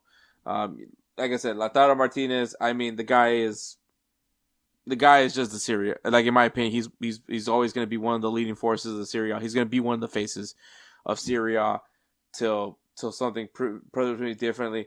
I mean, Federico Di Marco is currently the leading assist guy. So, well, Nico Paz now has 4 as well. So, yeah. But yeah, no, I mean, look, he's tied with Nico Paz and Federico are tied with 5 apiece. But yeah, look, Inter's been impressive. It's not just Martinez though. You got to talk about Orsolini. Not Orsolini. He's with Bologna. With Colangelo. Those two guys, along with what you see with DeMarco, Nico Barella, by the way, has 4 assists, so third on the assists category there, tied with like 7 other guys there. They're impressive. And by the way, Latoro is actually leading it from what I could find in GA. So he has 11 total goal contributions. Christian has 9. So probably somebody is ahead of me that I didn't account for. Whatever. But yeah, I look at that as like Inter's doing something impressive, but AC is also there with, Leao, Pulisic is playing out of his mind. Overall, both teams are they're not giving up. And that's the Milans we want to see. We don't want to see the Milans that continue to be, oh, I have this fancy jersey, but I'm not going to do anything useful in the San Siro. Like, I loved the San Siro being the mecca of soccer twice a year. No different than you would get the Bernabeu, or you'd get Camp Nou, or you'd get Anfield, or you'd get, Old Trafford. Like, take your pick. Any great stadium has a great rivalry, and there's no greater in my eyes than 2 teams that share the same stadium that are so passionately hateful towards each other. Also, one greatest images of all time is still that picture from one of the Milan derbies. I forgot who it was, but I think it was like 2 icons of AC Milan and Inter that were just like standing next to each other and just seeing like the smoke and all that one of the best images. One of the first soccer matches I ever watched was a Milan derby. And it was amazing. Honestly, it was 2004, 2005, something like that, which doesn't feel like that long ago, but I guess it's been 20 years. And it was just so amazing to watch it on TV that you're just like, I want to be a part of that. I want to be a part of that scene. I want to experience that one day. And the San Siro has always been a special place in my eyes, and especially when the teams are great, like you're seeing this year, when you have players at the top of the Golden Boot race, you have players at the top of the assist race. You probably have players at the top of the clean sheets race. They're fighting for not just Serie A, but they're also fighting for Champions League positioning. It is always the most impressive thing to watch when both Milans are great. And then you got Juve sitting there, just outside, sneaking their way in. Roma, they brought themselves back. Serie A did, and it's good to see the Milans leading the way for sure. Yeah, and the image I was referring to is the picture of Materazzi with Rui Costa. Oh yeah. So that's the image I was referring to. But we gotta mention the January transfer window again because I think it's gonna be very important. We mentioned some teams that could definitely use some additions to that team. But maybe what's the team that you're thinking of as far as needs to do something in January?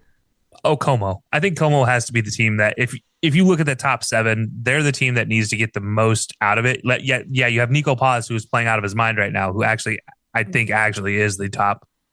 He's got 10 goal contributions.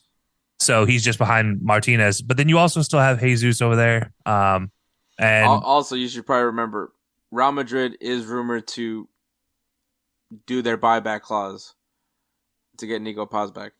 Yeah, and it's tough, right? If they do that, then you lose your number 1 assist getter and you lose your number 1 goal scorer if you're Como. But you also have Jesus Rodriguez on the team that has been balancing it out. Maximo Perone. There are players on this Como squad led by Fabregas that can do some exceptional things, and I think it's a situation where you just need to bring somebody else in. You need to get something else, barring Real doing what Real does. But we'll see. But to me, I look at Como as the team. They need to figure out something because the teams ahead of you are going to logjam. They're going to beat themselves up. If you can just stay steady and continue to win the games you're supposed to win and maybe sneak out a couple of these games against Milan's, against Roma, you have a great shot of climbing yourself into a Champions League spot anywhere in the Champions League, whether it be Europa or it be Conference League either. Yeah, I think I won't look at a team, but I will say a player that all these teams, especially the teams that need defensive assistance, you need to call Sergio Ramos. The man wants to go back to Europe. He wants to solidify his chances of making the Spanish national team come the World Cup, which at first I thought was a kind of a bit of reach, but then when I looked at the center back options, I mean maybe he's not that wrong. But yeah, because if you're a team that needs defensive help, go get Sergio Ramos. I know, and I think he's perfect for Serie A in the current stage that he's at in his career. Not taking a jab at Serie A by any means. I can't see him playing in the Premier League. I think La Liga he can still perform in. Bundesliga definitely, Liga definitely, but I think if he wants his best chance, not saying that Serie A is bad, but I think if he wants his best chance to show how good of a defender he's going to be for Spain, he has to show it in the Serie A. I think obviously what the identity of Serie A has always been defense. How good they are in defensibility, technical ability. And so if you're Sergio Ramos, I think you need to come to a Serie A side and help boost some team, whether it's to get them into a European spot or maybe help them win the Scudetto. Yeah, I like the call for Sergio. I'd say there's a couple of the defenders that maybe you can get that are already in Europe and you don't have to worry about that age conversation. You talk about Inacio over at Sporting CP, Portuguese defender. Liverpool's linked with them right now. They don't do great every time in the transfer window, let me tell you.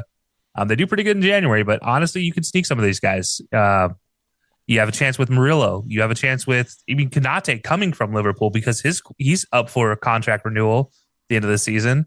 And then you have the guy sitting over there at Barcelona in Ronald Araujo. Can he make a transition to the Bundesliga or to the Serie A? I think those are guys that you look at like you don't need to go get Sergio Ramos. You could get cheaper with Sergio Ramos, but you could also get higher upside with one of these other guys for longer periods. And as much as I'd like to see Sergio back in the Spanish uniform come next July, I would rather see some of these squads in Serie A take a shot at some of these defenders that they're out of contract at the end of 26, at the end of the season, because there's a lot of center backs out there, a lot of guys that could make that move. And it's something that it'll be interesting to watch for sure. Somebody's making a move and it's going to be game changing for better or worse, for sure. Yeah, I understand what you're saying. But I mean, Sergio Ramos is going to be free. So Never that. You got to pay those wages, man. Those weekly wages are no joke for somebody like that. No, yeah, I definitely get that part. 450,000 a month, something like that. Crazy. Yeah. No, you're not wrong for that. You're not wrong to say that. But I don't know about you, but I can't afford that.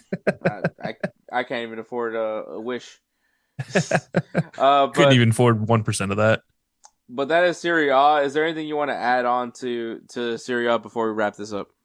Yeah, I think this is a division, or this is a league that you look at as, like you said, arguably top 1, top 3, somewhere in that range. Depends on where you pull them at. It's going to come down to Serie A beating themselves up versus, like, what do they end up weighing enough when it comes to Champions League, right? Do you weigh the Scudetto as more than the Champions League trophy? Because you get a lot more money from the Champions League trophy, but you don't get as much prestige within Italy. And we all know Italian leagues, they love their prestige. So I think we're going to see that as the defining factor when they look at these top 4 teams, still fighting for Champions League spots. What do they actually weigh as their priority? That's going to determine how far they can actually fight in the Champions League versus how far they fight for the Scudetto. So that's my 2 cents on that.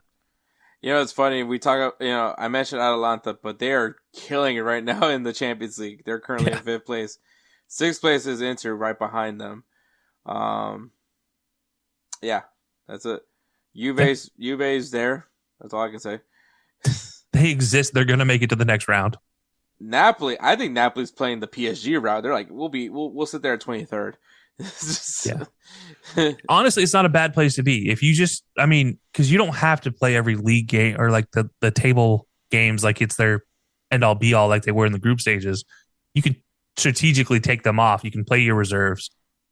It's not a bad situation to be in when you're coming down to decision day for the Champions League table and you can sneak your way into the top, 24 teams? Mm-hmm. So. No, yeah, I totally get that. But, all right, that is the Serie A. Kelcey, obviously, it's always a pleasure to have you on. And, of course, it's the end of the year episode. We had to do it big. A lot of personalities that are on this episode just in general right now. But, Kelcey, thank you as always. And this is your time to tell us what's going on at High Low Sports, man. Yeah, man, it's always great to be back. I always love my chance to talk soccer. Yes, I said soccer. But yeah, you can check out High Low Sports for your general sports conversations every Wednesday, 8 p.m. Eastern time on social media for Belly Up. And then you can check us out on the Belly Up YouTube page every Thursday morning. We'll be out with a new episode. Check us out on audio. Just search High Low Sports Podcast on your favorite platforms. Yeah, we're coming down to the end of the year as well. We don't honestly know what we're doing for the New Year's Christmas holiday yet, but we're doing something fun. Last year it was favorite Christmas present of past, favorite Christmas movie was one year, favorite New Year's tradition. We'll come up with something fun. But yeah, it's always great to be back, and happy holidays to everybody who celebrates. Thank you so much, Kelcey. Make sure you guys check out High Low Sports, man. What are you doing?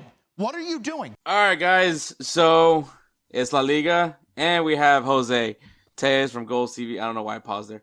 Jose Tellez from Golz TV. Obviously, founder, creator, mastermind, all those things that we have said plenty of times. I know I glaze him a lot, but hey, I mean, I do what I got to do. So, my man. I appreciate you.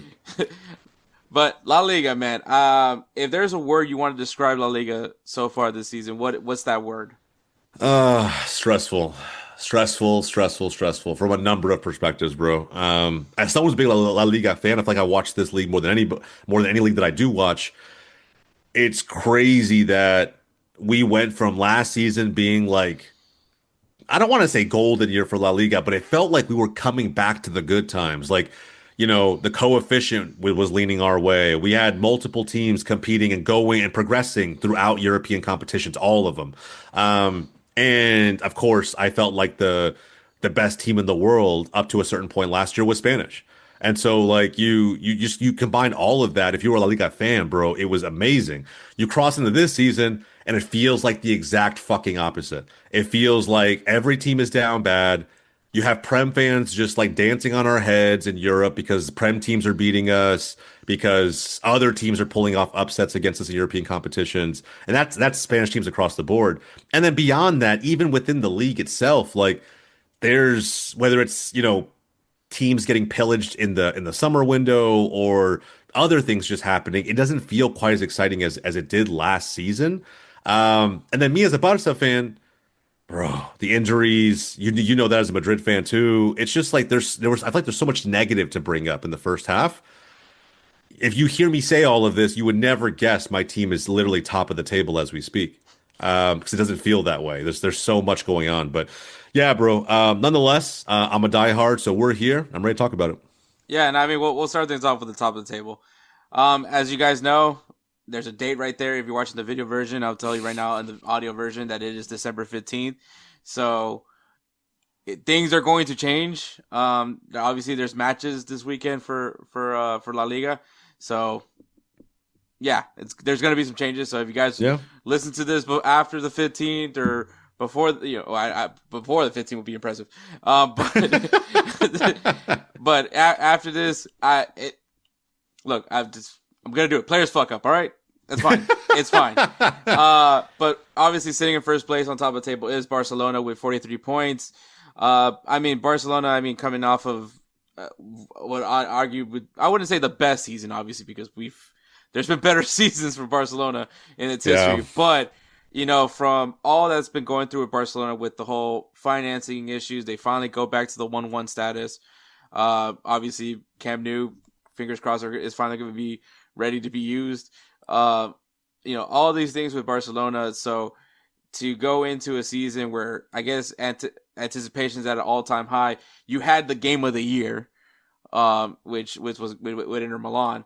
So, you would think that everything is just pointing at Barcelona's way. Even I said it at some point where I had to earmuffs Edward because I didn't want to say anything nice about Barcelona in front of him. But yeah, and I said it last year, Barcelona was a lot of fun to watch, watching Lamine Yamal. I hate that he plays for the Barca team, but he has been enjoyable to watch. I get to enjoy him when he gets to play for Spain because I don't have to be depressed. But Barcelona has been great this season. Yeah, the overwhelming is probably the word I would use for this season as a whole for La Liga so far. I think every team, at some point, any fan of any of these teams have felt overwhelmed with what's going on. But yeah, Barcelona, despite being on top of the table, they are 4 points clear right now of Real Madrid, which is second place. Just went ahead and put that out. But it's not a safe first place, if that makes any sense. Yeah, definitely not. If we look at what happened last season, for those who weren't in the know, keep in mind at one point both of the big two, right, Barca and Real Madrid, threw away a solid point gap lead, both of them. In October, Barca had like an 8-point gap. They had established at the top of the table. By December, January, it was 10 points in favor of Real Madrid at the top.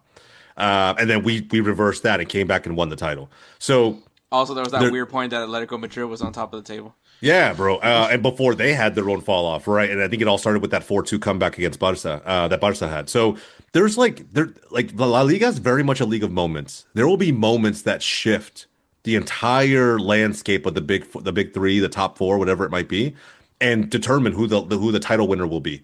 And I think we saw the first one in El Clasico this season. I think when you think about where Barcelona was, where Real Madrid was, there was so much animosity built up between the two teams because of how last year went, right? I think when you lose to your biggest rival 4 games in a row in one season, bro, bulletin board material is not even a strong enough term. It really is you fucking hate those guys. You hate those guys. And it goes above and beyond anything. It becomes so personal that I expected fully Real Madrid to show up for that game because of not just the animosity, but because of the form Mbappe was in, the new manager at the helm, Real Madrid's clicking at following the Club World Cup. Sure, they exited a little bit earlier than they planned, but they looked like the best La Liga side for the first 2 months of the season. And then we get to El Clasico, and rightfully so, they're the better team and they won. But what's interesting is what happens after that, right? Because I feel like my buddy Andre described it as 2 ships passing in the night, where it felt like they kind of just started going in the opposite directions. And Barca didn't get on track right away. In fact, they dropped the ball with 2 very big tests since El Clasico.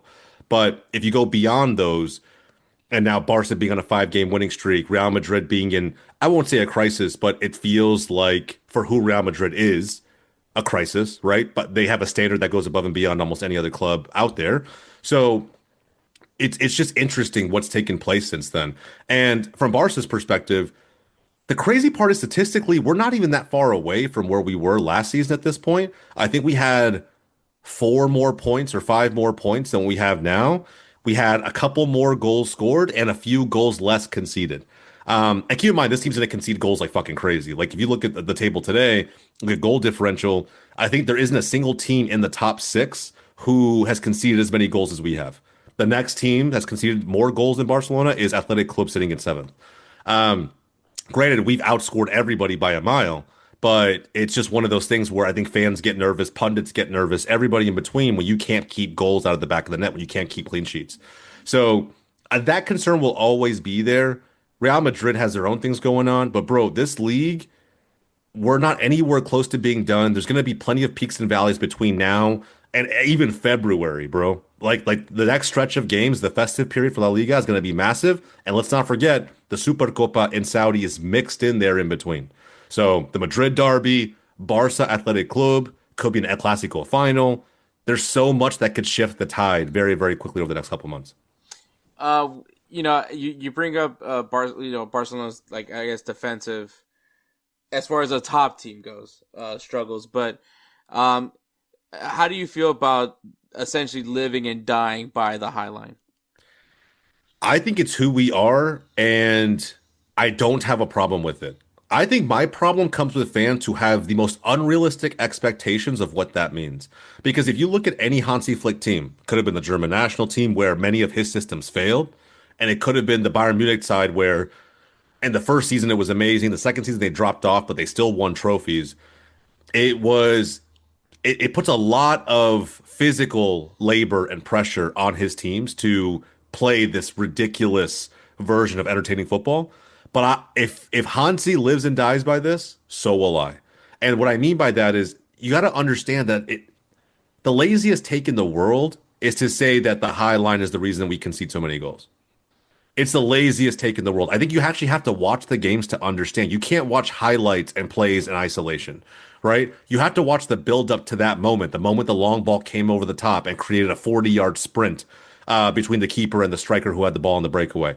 Like, we get to that point because of our forward line not pressing as much as they need to.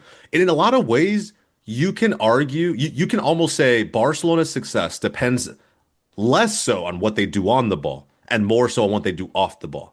Mm-hmm. If Hansi Flick lives and dies by the high line, so do I, provided that we can execute the rest of the tactics and the style of play that we have, not to perfection, but to the way the manager wants us to play it. So this is why getting someone like Rafinha back into the lineup, who is the spiritual leader of the team, the captain, lives and breathes Barca through and through. The guy bleeds Blaugrana at this point.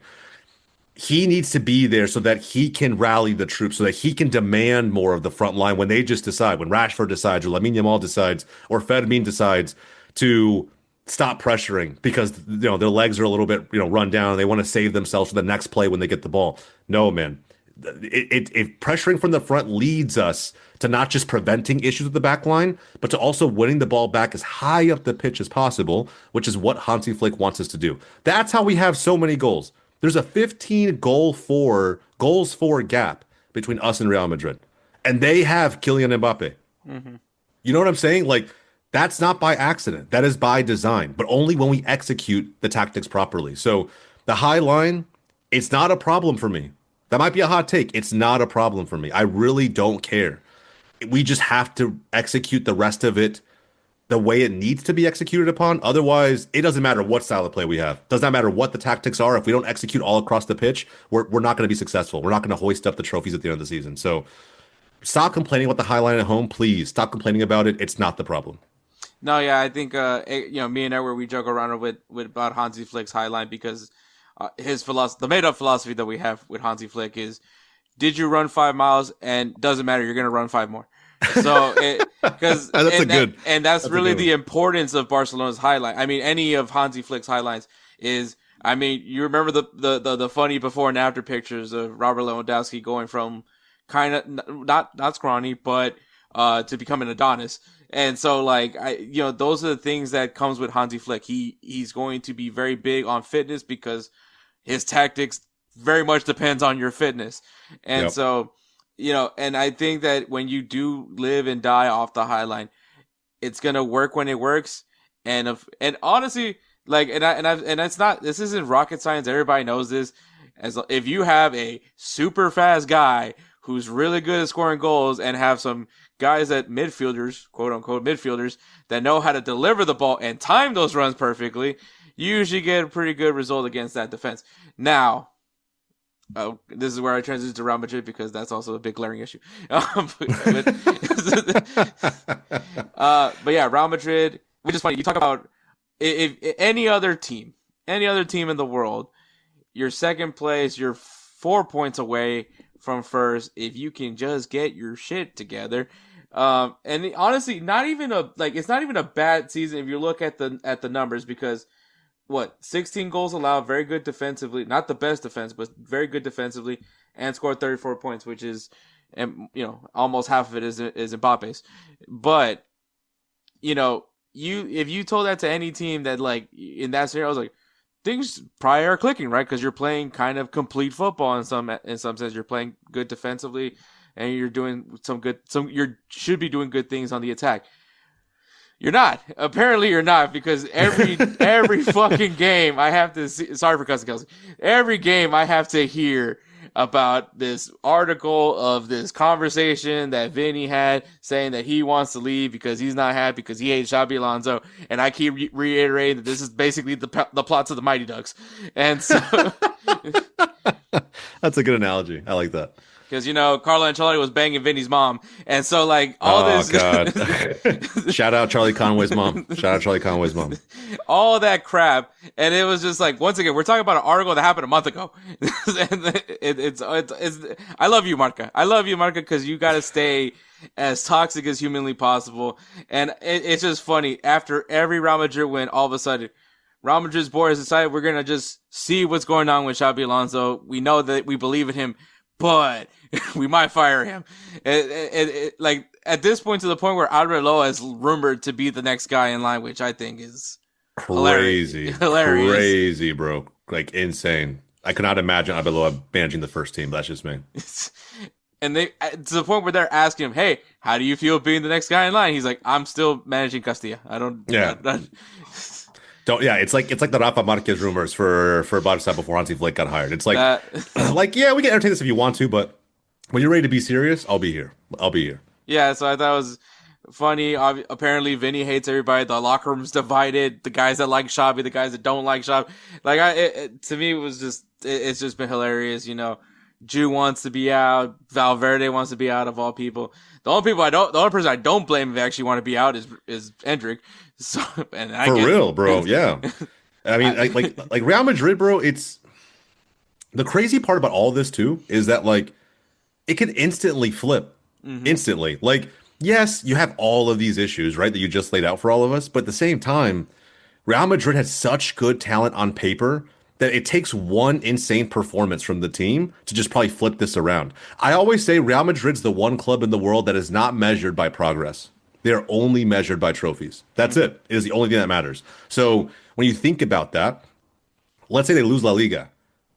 It won't matter if they get into the knockout rounds of Champions League and they start just finding a way to catch some kind of form. And even if it's only in that competition and they phone in La Liga the rest of the season, whatever, they're not going to care if they end up being the ones to hoist that trophy at the end of it all. And while many fans probably can't see that right now, it's still their competition, bro. Like, sure, PSG won it. I don't see PSG winning it again this year. Sure, Arsenal maybe had the best statistical odds according to bookmakers out there. Arsenal has no European pedigree. This is Real Madrid's competition. And so I feel like they could decide to turn it on at some point. And if for those who don't believe me, go look at the three-peat for Real Madrid. In those seasons, the 2017, 18, and 19 seasons, or 16, 17, and 18, whatever it was, they did not hoist La Liga in those years. Barcelona did.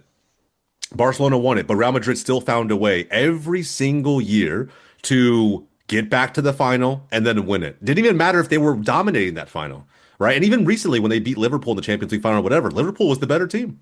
They get one brilliant moment from Valverde and Vinny, and they win. And so this team is very much a moments team. And that's what makes everything that I said before about Barca extremely relevant. Like, as much as I love that, yeah, we are far and away, in my opinion, the best team in La Liga statistically, on the table, from a team chemistry standpoint, whatever. You could point to a number of angles, but Real Madrid could just find a way to go on a run. We pick up a few injuries, go on our downward run of form ourselves, and before you know it, we're right back in a crazy La Liga title race.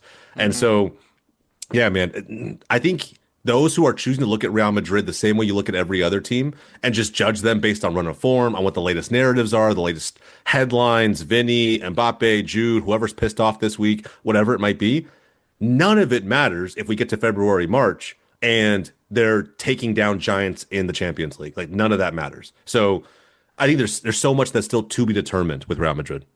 Yeah, and for people that are kind of trying to be heavily critical, I mean, most of the games that I've watched Real Madrid, yes, they're overwhelming, but they're very close. The only blowout, and honestly, that Real Madrid had, well, I guess not including Champions League, but was against Atletico Madrid. I mean, I believe that was like a 5-2 loss. And I mean, aside from that, there's 16 goals allowed so far this season for Real Madrid. That's tied with other teams for second. As for 13, the right now the leading defense is Villarreal with 13 goals allowed, which that's probably why they're positioned third place. But yeah, I don't think Xabi's the issue. I was all about Xabi Alonso coming in. Like Carlo Ancelotti, I think at that point he just ran his course with the club. If there was any animosity between Vinny and Xabi Alonso, I think it's very much just scrapped at this point. Because I think at the end of the day, once Real Madrid starts winning, everything is just going to be all kumbaya once again. And it's it's Real Madrid. Everyone wants to come up, find their story, and I think that's what La Marca did was going, hey, remember that temper tantrum that Vinny had in El Clasico? Let's bring that back up again. And I'll say this, like, if for guys that want to leave Real Madrid, like Vinny, obviously, as far as I know, I think Real Madrid basically told Vinny, like, hey, this is what we're offering you. If you don't want it, you go kick rocks. So, like, and honestly, that was the moment where Vinny should have realized they don't care. Like, if you want out, go ahead. We don't care. Honestly, bro, it's always been that way. Yeah. And I think, like I said, in this age where players feel like they have more power, they do. But, like, bro, it's Real Madrid. Like, do you not feel like the biggest club, the most historic club in history is not going to find a way to replace you? You think that they don't have every super agent, access to every big name at your position they can use to replace you?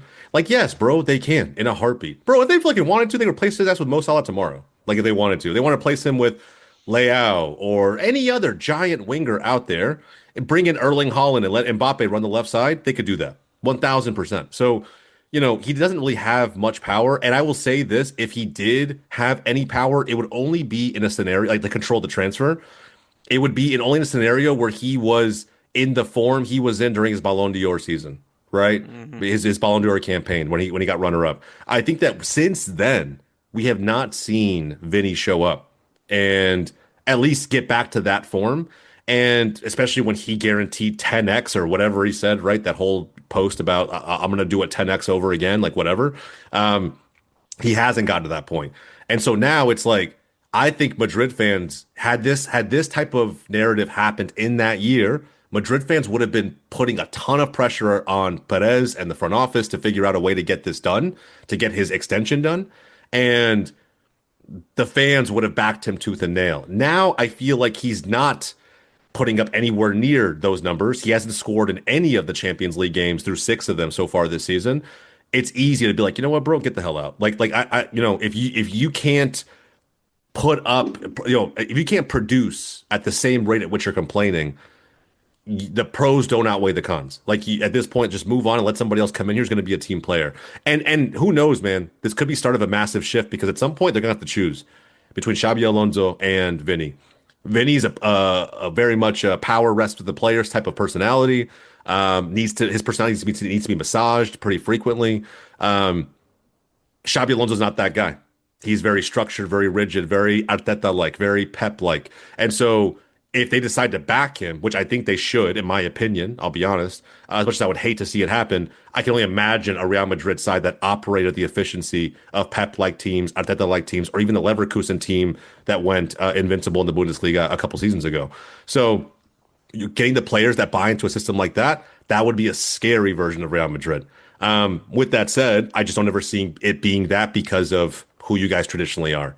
And so if you choose to move on from Xabi Alonso, it'd be interesting. Keep in mind, I think points per game, he's beating Ancelotti. I think points per game, he's tied with Zidane's best ever season at Real Madrid. So for those who are saying, dude, we're in crisis, Xabi Alonso, even if that is true, he's still outperforming what you guys knew Carlo Ancelotti to be as a manager last season. Yeah, and I mean, it kind of like, and going to D3 of the Mighty Ducks, you have a coach that emphasizes defense. And I think that Real Madrid, this is a more defensive Real Madrid. But it's not like the attack is like getting hurt by it. They're still having their moments and they're still providing. Shoot, Rodrigo had his moment in the last match against, I think it was Alaves. So, I mean, like, the attack is things are going to come up. Like, it's going to work out. I think health right now is kind of being a son of a bitch right now. And also just stupid red cards that happened in a certain game I don't want to talk about. Because that was God. that might have been one of the most epic hate watches I've had in a while. That was insane. Yeah, I mean, for any Barca fan, I'm sure you guys enjoyed the third. Especially that whatever the fuck that last goal was. Sorry for cussing Kelcey. Celta de Vigo, man. It was great to watch another team trip up over that club because it's typically about to have more seasons than not. Yeah, I mean, that I always tell people that Celta de Vigo is a son of a bitch. I will say that. But yeah, Real Madrid, I think they'll be fine. I think Xabi Alonso, like I said, all these rumors are just, like, to me, are just fake, to quote Donald Trump, fake news. So I mean, I'm used to it as a Madrista. I've heard every rumor. I've heard how Carlo Ancelotti wants to be out, blah blah blah. Yeah, even with Carlo Ancelotti, there was rumors of him getting fired. This isn't news to me. This is just another day at Real Madrid being the club that gets all the pressure for it. So, and if you guys want to say anything, you can thank Fat Ronaldo for making me a fan of this team, because that's the reason why I support this club. It wasn't for that guy. It wasn't for that guy. Who knows what I would have been supporting? Hey, bro. I mean, who knows, bro? You could have been you could have been a Barca fan, bro. Who knows? But either way, man, I fully expect Real Madrid to bounce back. I think they'll make this a crazy La Liga title race, but like I said, even if they don't, there's just so much else they can do, and it would throw everybody for a complete loop, especially those who don't watch La Liga week in and week out. Yeah, definitely. And then, we got to talk about this. Villarreal, third place, 35 points, won their last 5 games, kind of on the same pace as Barcelona. This weekend's going to be really interesting because they are going against Barcelona in the game that was supposed to be in Miami. Yep. But it's a really interesting team with Villarreal. Very good defensively. Maybe not the sexiest team when it comes to goal scoring. They do have 31 goals to add to the list, but very defensively. That's what Villarreal is going to be. Do you see any point Villarreal, maybe someone finds that chink in the armor and kind of exposes them? Righteous Felon Craft Jerky is the official jerky of Belly Up Sports. For over a decade, Righteous Felon Craft Jerky has led the American meat snack revolution by concocting delicious, adventurous, U.S.-sourced jerky recipes for uncompromising carnivores across the country. With 15 different flavors to choose from, Righteous Felon has all jerky lovers covered, and by using promo code BELLYUP, you will get 15% off your purchase at righteousfelon.com. Do your taste buds a favor today and rip into a bag of Righteous Felon jerky. Yeah, I mean, Villarreal's been a pretty good team in La Liga for a few seasons now. They did a lot of business in the summer, and it's probably the case for the last 2 seasons in a row. Even after moving on guys like Yeremy Pino to the Premier League, and I think he's doing very well at Crystal Palace. I expected Villarreal to contend. I really did. I think some of the players who have stepped up, though, have really surprised me. This team has a ton of firepower. The issue with Villarreal are the big games. That really is. You look at Champions League, look at anything else, man. The fact that they're going down to the likes of, I think they lost to, it was either Karabag or Copenhagen. I mean, there were Bafos even mixed in there, gave them a game. There's just some of these, like, what most fans consider to be minnows of European competitions, giving them a real run for their money in those competitions. Where in La Liga, they tend to just like have this strong sense of comfortability and are not scared of any big team. Not to mention La Ceramica, where they play at home, is one of the most hostile places to play. So talking about the Barcelona game this coming weekend, it's going to be a tough one. And keep in mind, bro, last year we lost to Villarreal.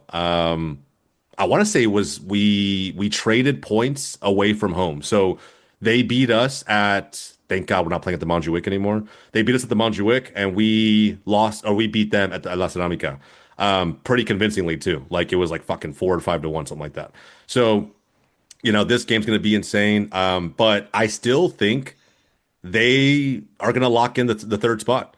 I think right now, Athletic Club, both of those teams are down horrendous right now. And I feel like in their own right, I mean, like context is super important. So when you look at this team, what they're capable of being, I think Ayosi Perez is not what he was last season. I mean, to be fair, he was never going to reproduce those numbers. The guy was a freak last season at 31 years old. You look at for those who love CONCACAF, Tejan Buchanan, I never saw him being successful at Villarreal. I'll be honest. Like when he moved from Inter, I was like, this must have been like a market opportunity because I don't even know what they really saw, but he stepped up in a big way. Bro, Nico Pepe, I mean, if we're talking, if I talk to have this conversation with Jack from Deadball TV, I mean, this guy loves Nico Pepe. And, I see why. I mean, for considering he was a free transfer at the end of it all, he's someone that has been so worth every cent they paid him since he signed for Villarreal. So they have pieces, bro, pieces that should scare anybody. And they'll have a lot to throw at Barca and Real Madrid again whenever they play them. All that's going to be at play. But I still think when it all shakes out, they're still going to end up third behind either Real Madrid or Barca, depending on who finishes first, who finishes second. Yeah, man. Yeah, shout out to Nico Pepe and his beloved girlfriend Tiana Trump. Those videos, by the way, are hilarious, bro. Jesus Christ. Them asking Tiana about like how his personality is and stuff like that. I'm like, bro, who cares, man? Just just get to the football. We all know why you know her. Yeah. Let's not. This is some true romance story. All right, let's not beat around the bush here. Literally.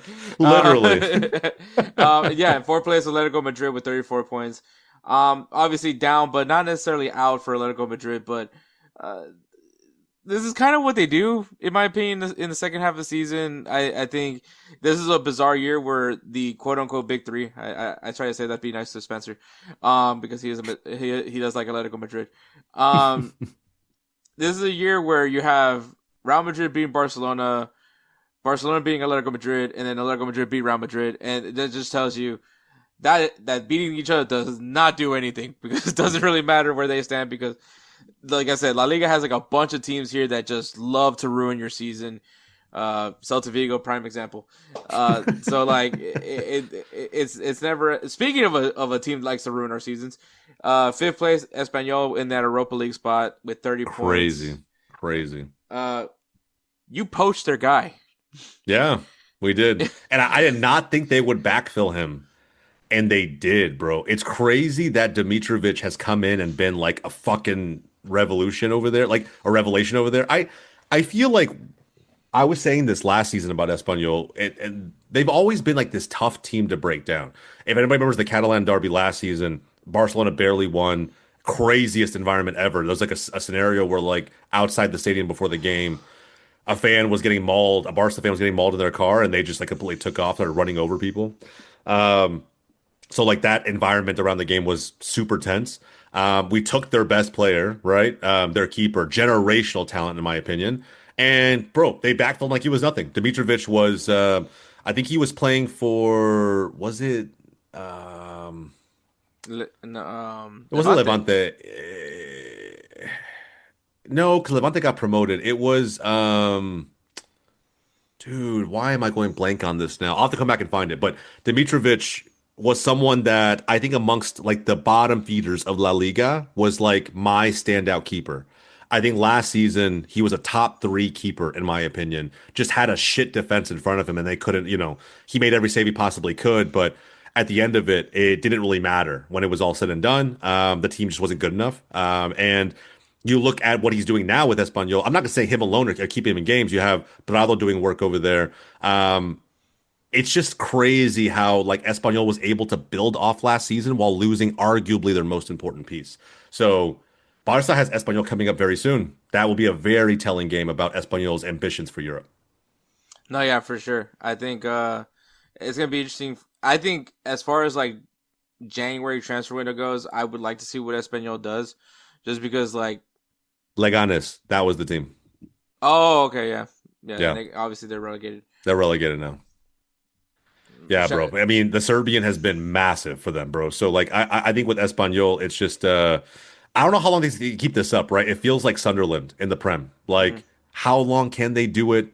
And bro, and trust me, I don't want Espanyol to, as cool as it is to see teams make the league really competitive, this is not the team I want to see do it, man. I mean, outside of Madrid, this is the next team I probably hate the most in La Liga. Espanyol and everybody else. I think you have a fair point with Espanyol because 16 goals allowed, obviously tied second with a shit ton of teams for that in that aspect. Only 20 goals scored.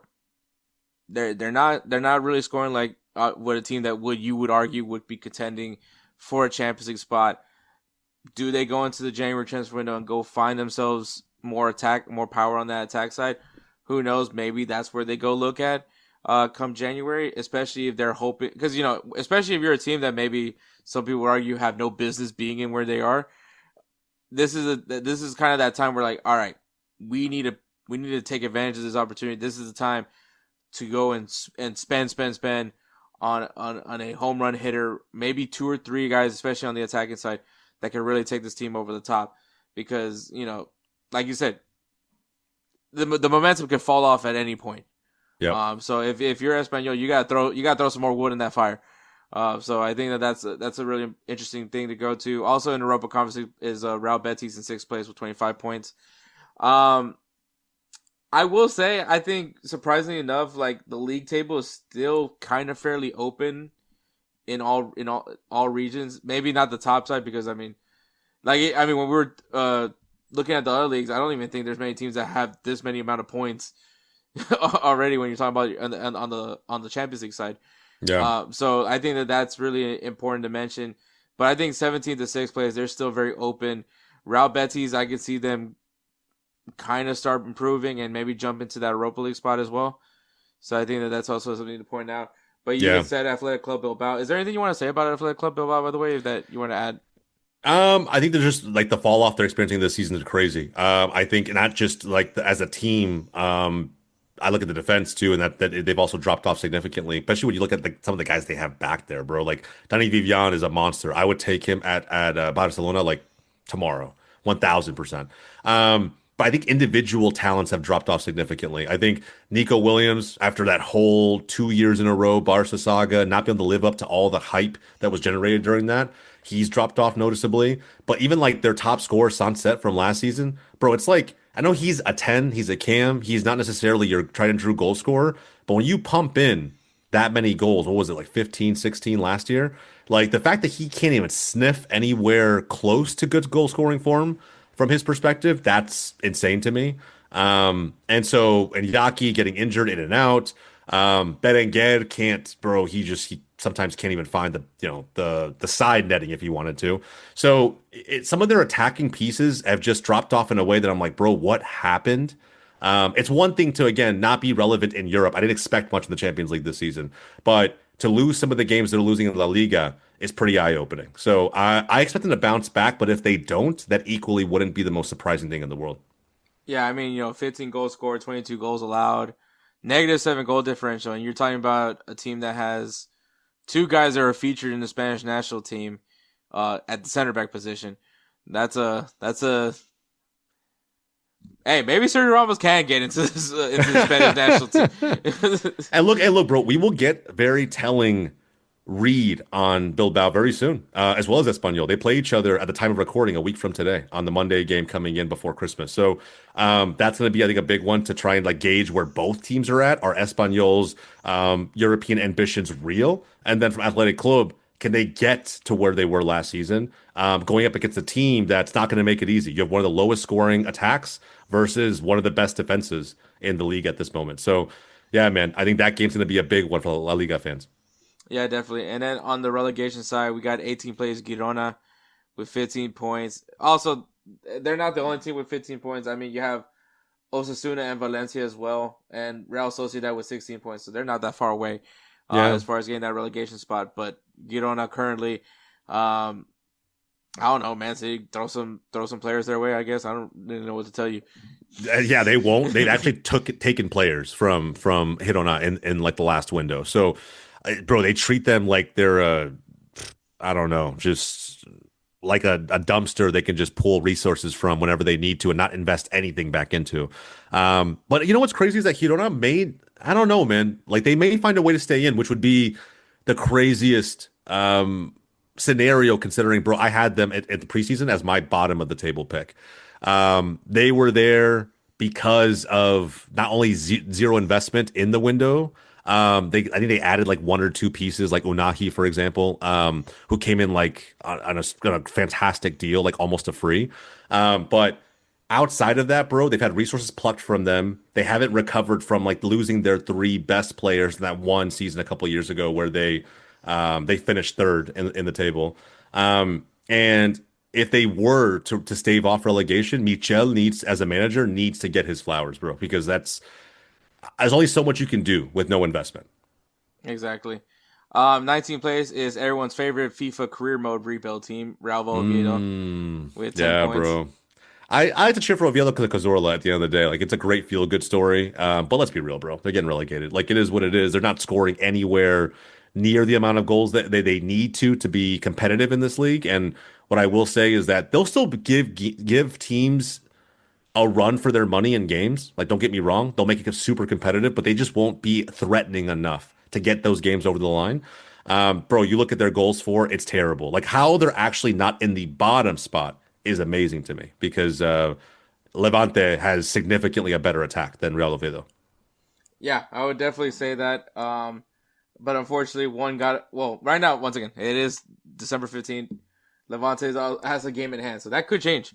It could change. It could change. Honestly change. But Levante right now is currently in that last spot with 9 points.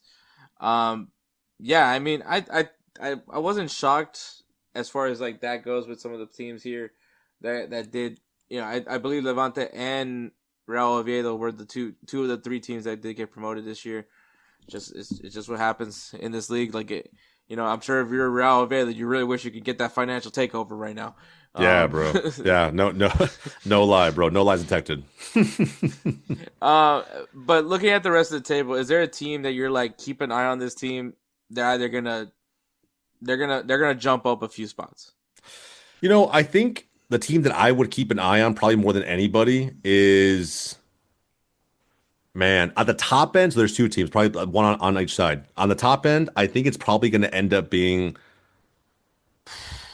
I want to say Celta. The issue with Celta is that they have games like they did against Real Madrid where things just go right for them. Some controversial calls go their way, and they seemingly step up. They're also a very difficult team to play at home.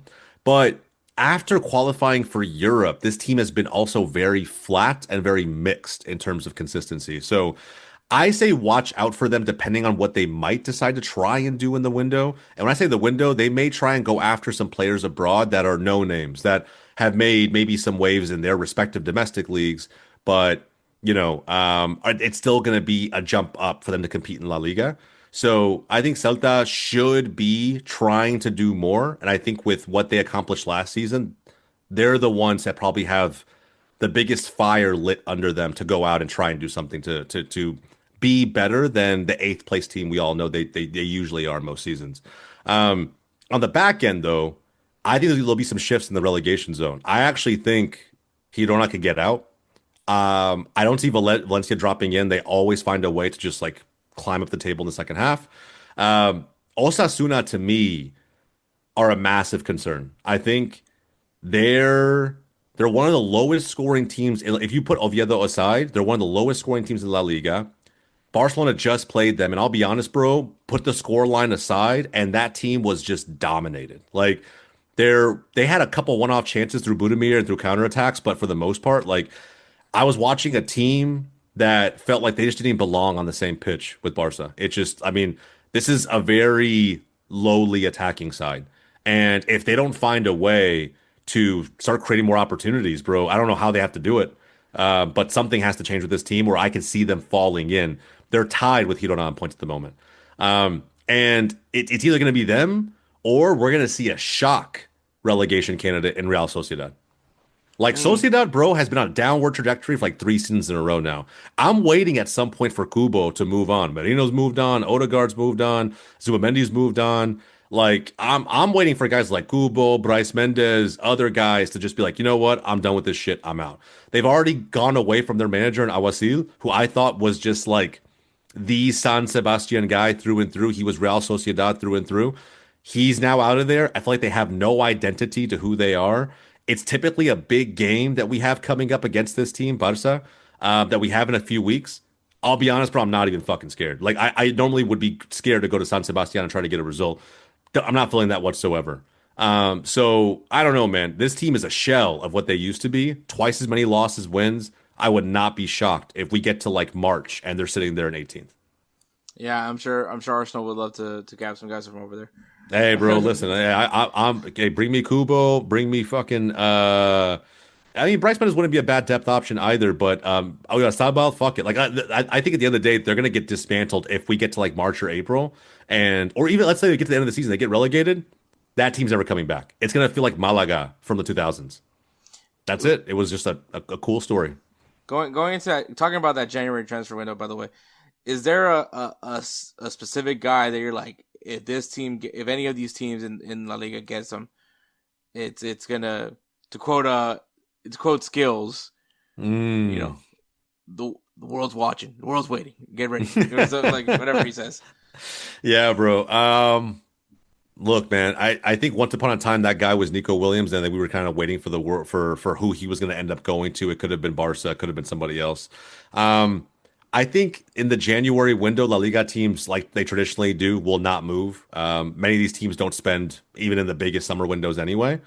I think there are players that we could see move on even after January. I think the big name that everyone's kind of watching and throwing out there right now. So it's this one team in general, Atleti, who's probably going to have some movement both in January and the summer.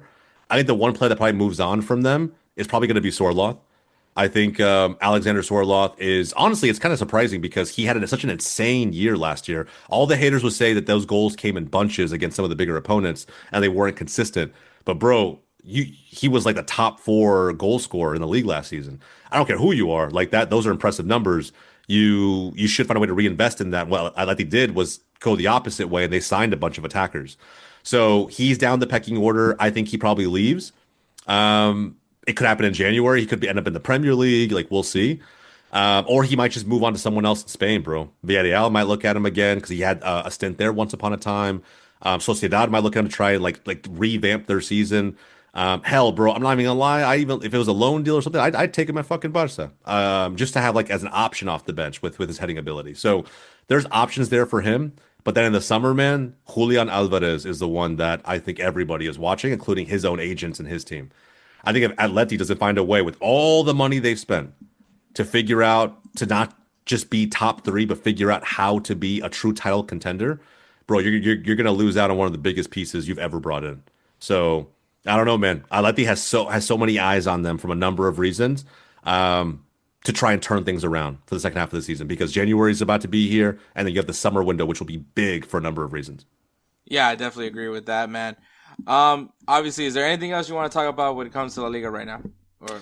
No, man. I would just say, like, for all fans who are trying to dunk on La Liga right now, bro, get your licks in now. I get it. It is what it is. We haven't been this down bad in a little while, but I think a big second half of the season is looming. I think if you haven't started watching La Liga, bro, now is the time to tune in. I think the festive period creates so much chaos between the Supercopa, Copa del Rey matches coming into play.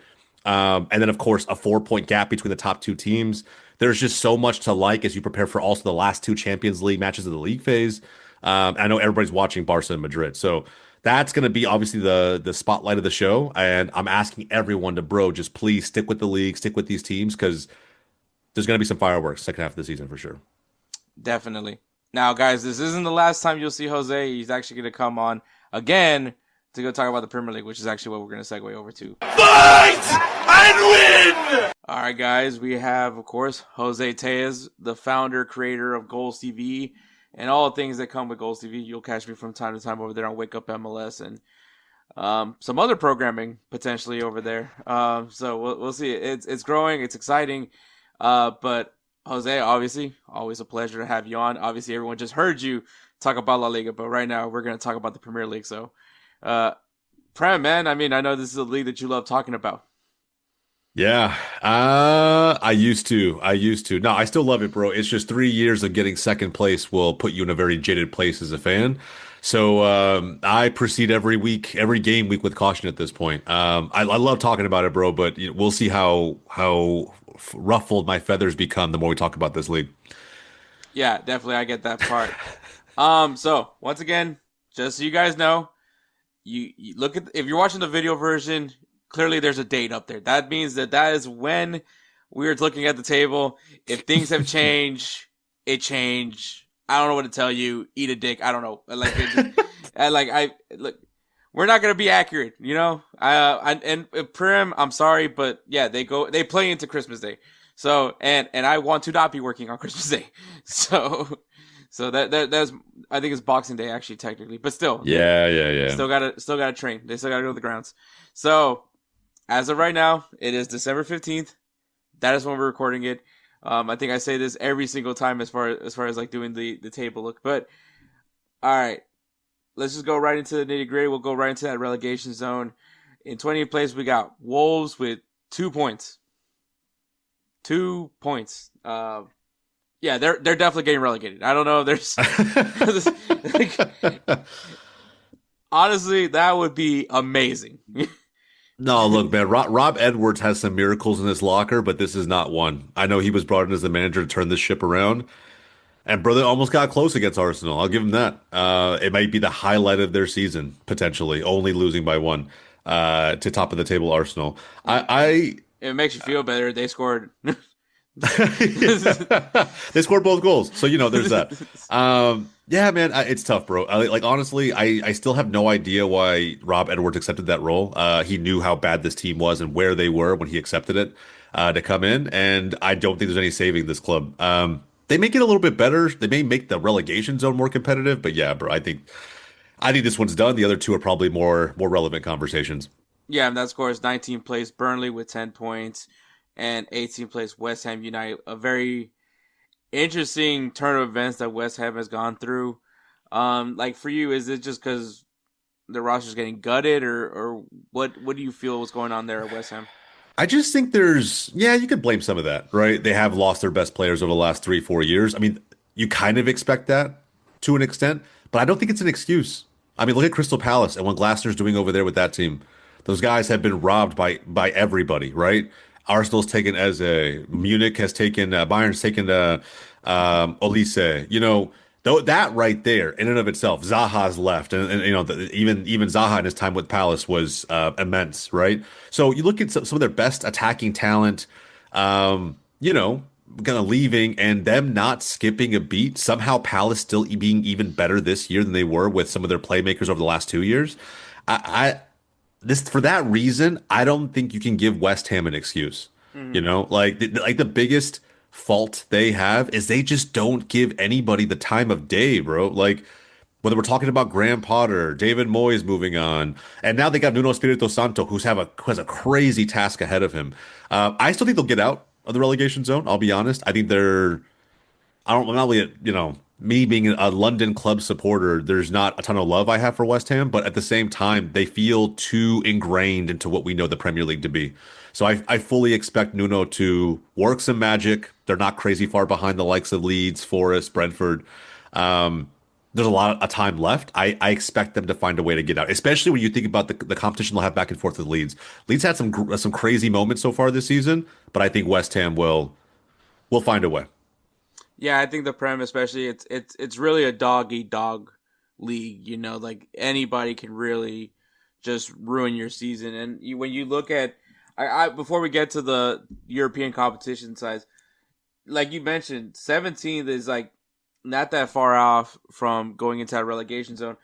But on the flip side, you can even argue like if things can turn around for Leeds, maybe they find their own run, maybe they add some pieces in that January transfer window, they can find themselves in a pretty good spot in Europe, obviously barring other things needs to happen, but still.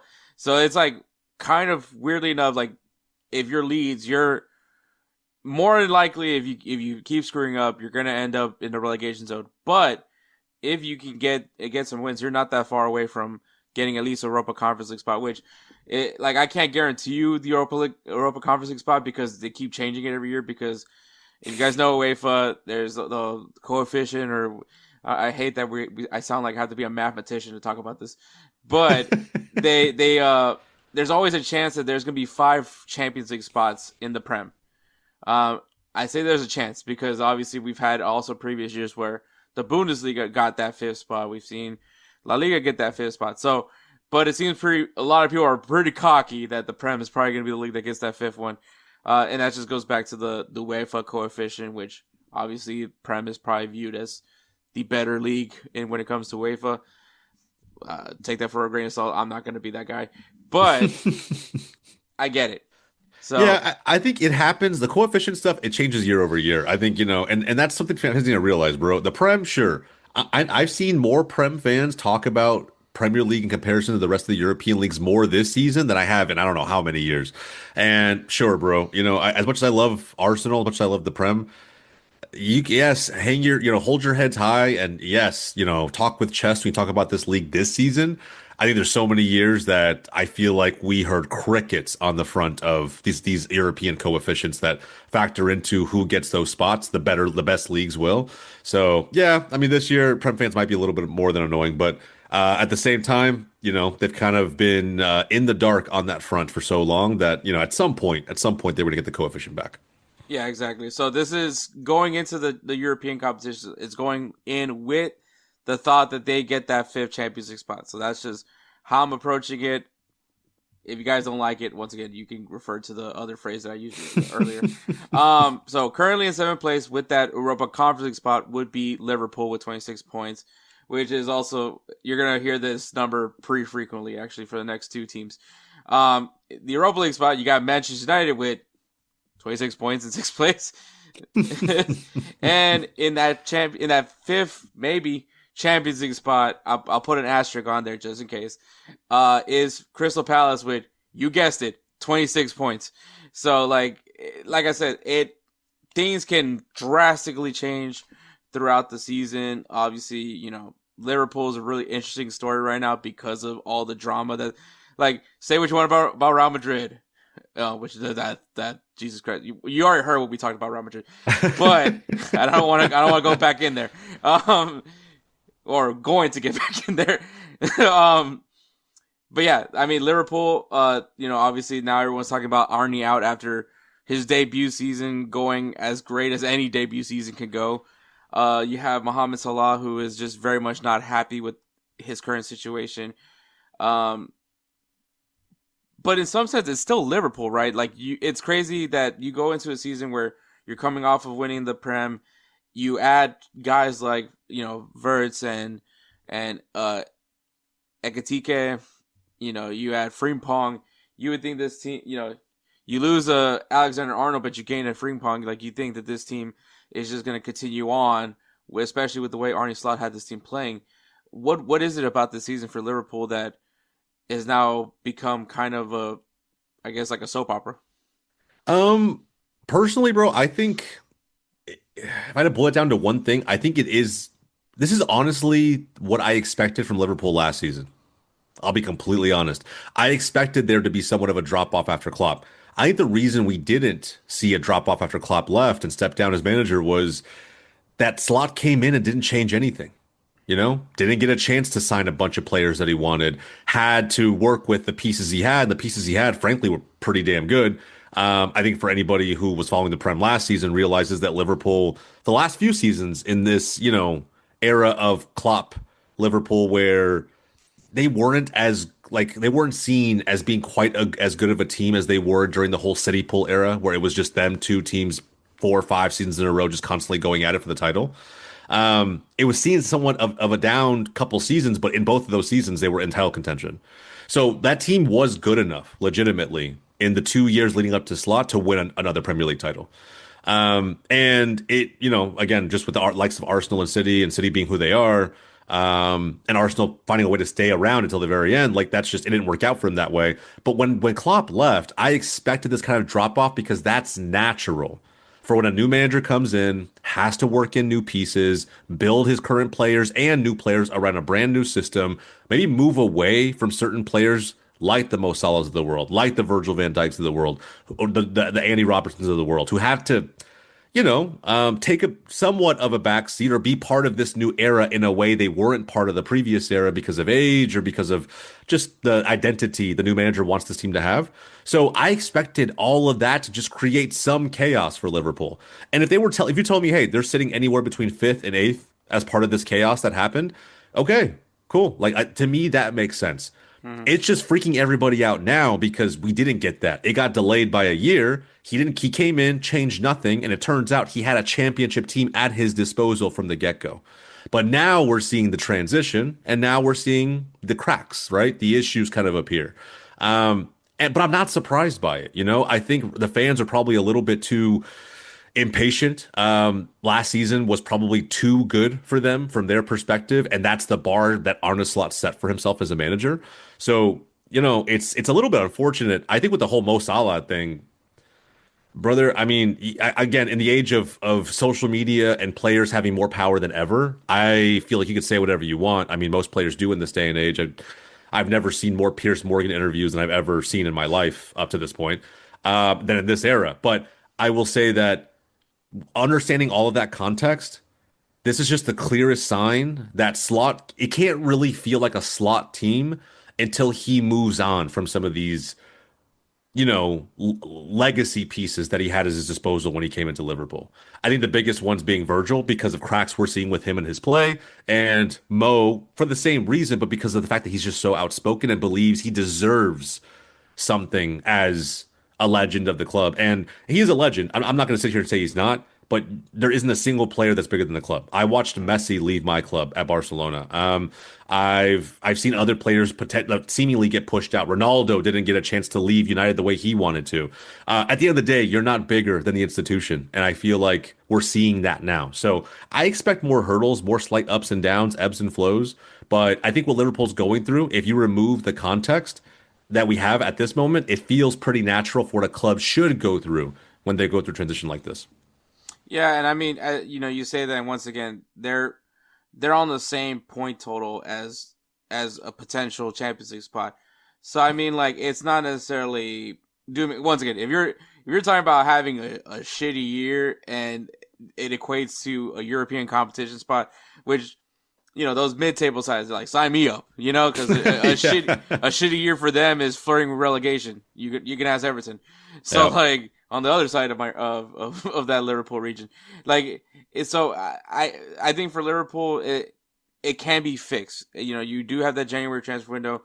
You said it right though. If things aren't working out, and I think I'll probably have said this already with Real Madrid, like, if you don't want to be here, there's the door. Like, go find you're gonna go to a club, maybe you fit well, or you're gonna realize the grass ain't always greener, and move on. And like you said, no one's going to be ever bigger than the club. And I totally agree with that. I think that's, at that point, beating of a dead horse at this point for anybody that's anyone tells me, oh, you like Real Madrid, so you must be a Ronaldo fanboy. I was like, I can give a rat's ass about Cristiano Ronaldo at this point. Like, he's over there doing his thing with Al Nassr.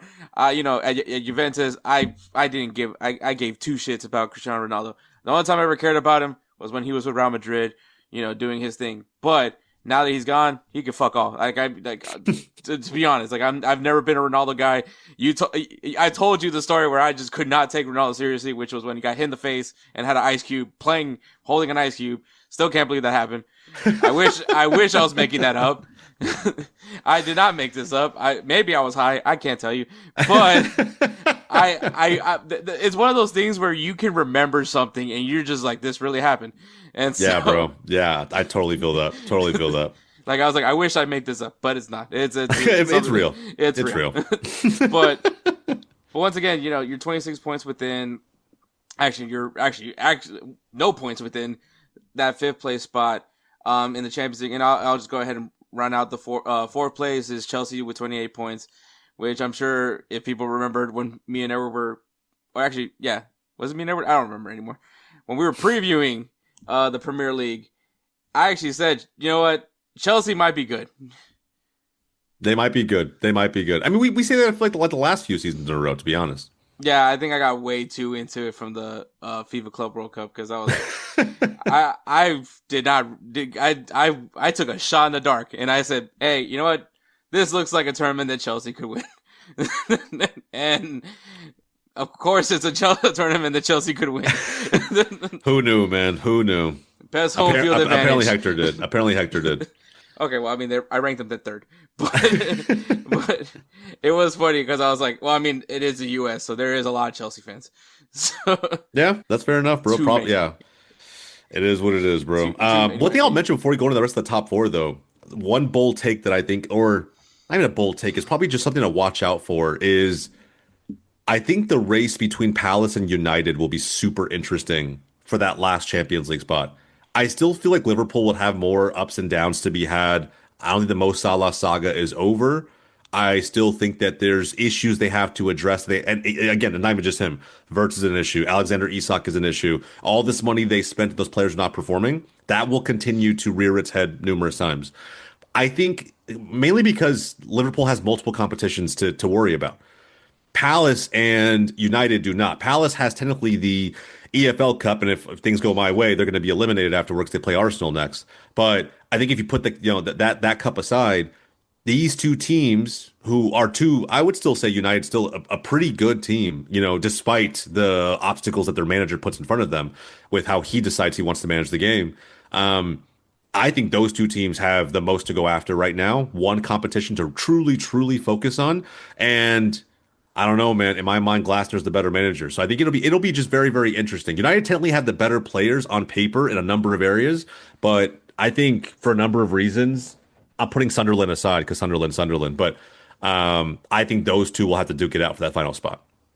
No, yeah, I agree. I think it's funny because Manchester United, they were having talks about sacking Amorim, which I gotta say, stop roasting people for using a tactics board. What does that make fun? Why do you make fun of a guy for doing their job? Like, I mean, yeah, I have no problem with that, bro. I think that shit was funny because it was. I mean, he could have been probably doing something else, but the memes were great. The memes were amazing. My favorite one was the weed trade table. That was amazing. Yeah. But I think my issue with Amorim and why I think he won't last is because he just seems too naive to coach in this league. I think how you measure a coach is not by how good their team is on paper and the results they get on the pitch. I think you can buy teams in the age of modern football. It's more of, I say buy teams, buy trophies at the end of the day. We've seen teams do it. But I think that you can buy all the talent in the world, but it's like how you adjust to what the opponents throw at you, how fluid you are, and how you think about the game. Just adjusting because football is so situational. And this idea of dying by the tactics that you implement is a terrible philosophy. If anything, you're just showing people you only have one way of winning football matches. And that's what concerned me about Slot with Liverpool in the beginning too, was that he was like, those interviews where he was like, oh, the reason we did so well today is because they didn't pressure us, in the back. Like, they didn't press us high, so we actually got to play. We didn't have to do long balls. What you're actually doing is just giving every team a blueprint for how to beat you. That's what Amorim is doing without realizing it. He's just giving everybody a blueprint for how to beat him because he won't change up anything. So, I don't know, man. Amorim is a meme in his own right, but beyond that, there's just a lot of issues that United fans should have with how he approaches managing because, bro, you can't. I understand structure and being rigid to an extent and getting the most out of your players, but yeah, bro. Sometimes if it's not working, you just gotta switch shit up and be okay doing that. Be okay at being uncomfortable, and I feel like he's just not. No, yeah, I definitely get that sentiment. I think especially Edward who does like Manchester United, his whole thing is just like, all right, we let go of Amorim, but who's out there? Who's really like. We know who's out there. Yeah. Xavi Hernandez is waiting in the wind. And you know what, bro? I will say, as much as it would pain paying me to see Xavi coaching United, at least he can mix things up. At least he has a few different ways of playing the game. We saw that with Barca. I didn't agree with all of them when he was there. But shit, bro, if the missions win games, he knew how to do that. This guy won a league title with like 13 1-0 victories. Like, do it. I mean, that's the most anti-Barcelona way of playing ever. And shit, it got him a league title. I mean, bro, like I don't know. I think that there's other potential options out there. Hell, there's options in the Premier League that they could buy out right now. That would be a level up from Amorim. Yeah, I could get that part. I would be intrigued because with Xavi, obviously culturally, I wonder if he would implement the same rules he made with Barcelona, with United, who probably should have those rules. Probably. Probably so accountability wouldn't hurt. Yeah, it probably wouldn't be a bad idea. Yeah, but rounding out Champions League, third place, Aston Villa with 33 points. That is interesting. I don't think anybody had that on their bingo card. No. Second place, Man City with 34 points. Also should point out, Erling Haaland leading goal scorer with 17 goals right now on his tally. Probably a big reason for Man City's, I guess, turnaround. I don't want to say turnaround because, I mean, yes, they had a terrible season the previous year, or at least to their standard. And, you know, they're just too good not to fail in my opinion. And once again, it is Pep Guardiola, even though it's probably getting old saying that same crap with Man City. It's literally rinse and repeat at this point with Man City when it comes to saying those things. But of course, currently on top of the league table, and I don't want to say it because I don't want to jinx anything, but currently on top of the table is Arsenal with 36 points. Jose, you've been here, you've been in this scenario before. Probably last time it was more of an insurmountable lead. The lead is a little bit tighter, but has Arsenal learned? Has this team learned from previous times that they've been in this scenario before? I will say yes and no. Like, I say yes because, bro, there's no way you go through 3 straight years of that and not just finally understand collectively as a group what has to take place, not in the big games. And that's my issue with a lot of the pundits out there, the Paul Scholes, the Gary Nevilles, all of those guys who are claiming like, hey, we're still seeing Arsenal not win the biggest games. That's why they're not going to get over the line. No. In fact, I will argue that that's never been the issue. I think Arsenal probably has the best record against the Big Six in the last half decade out of any team in the league, period. We've always been able to win the big games, at least recently. It's not that's not the issue. I think if the issue is winning against the teams that you should be beating, right? And when I say should be, I'm not talking about relegation candidates. I'm talking about the middle of the table. You know, the Fulhams, the West Hams. West Ham's a relegation spot now, but they're traditionally not. The Brightons of the world. Those clubs give Arsenal serious trouble every single time they play. And that leads me to the upcoming schedule, right? So when I say yes, we can win the league 1,000% this year, but this stretch that we have coming up between at the time of recording, this coming weekend is Everton away. Then we have Palace in the Cup. That's whatever. It's a one-off game. We'll probably rest some players in that one, sure. But after that, Brighton, Villa, Bournemouth, Liverpool. Those games are going to decide the title, in my opinion. This is the stretch. Whether we're talking about 2 years ago when we dropped back-to-back games between Fulham and West Ham, other seasons like that where you just feel like those missed points were what City needed to close the gap and then overtake us. I think all of the concentration has to be here. So I say yes, but to answer your question, yes, we can, but it will depend on this stretch of the season, which I'm hoping they've learned from past seasons. Mm-hmm. Now, equally, there's been 2 instances where I say no, because the mentality of this team is in such an up and down state, right? When I watched this past weekend against Wolves, there was a moment at the end of the game where when we got the equalizer, it was Mosquera's own goal header, the whole team goes to celebrate. Declan Rice does not. In fact, he kind of looks pissed. He gets over there and he's trying to like, everyone, you know, Timber's shouting and screaming at the crowd, and Nkapie's doing the same thing. Odegaard is even getting into it, and it's Xhaka, same thing. And you see Declan, he's kind of just like what are we doing? You know, like he kind of like, guys, let's get back. Like, one, the game's not over. We didn't win this game outright, and then two, we should have won this game. We should have blown this team out. This team has 2 points collectively, and we're top of the table. This shouldn't have even been a contest, right? So, and he knows. I think he knows deep down how poorly we played. So it was that game combined with the previous game's finish when we lost to Aston Villa 2-1. When the team fell. When Dia got that goal, you see the entire team just collapse at the end. Like it was the one thing they feared happening more than anything else, which was losing the game. And I think sometimes when you're chasing something you've never won, there was this really cool quote that Thierry Henry had recently, and a lot of fans didn't get it in the comments, but I think I understood it perfectly. He said, sometimes the fear of winning is greater than the fear of losing. And I would say that's 100% true with this team. They've never won it. They've been chasing it forever. And now that we're this close, you fear a misstep, even in games that you have full control over, even in games that you're completely running away with it.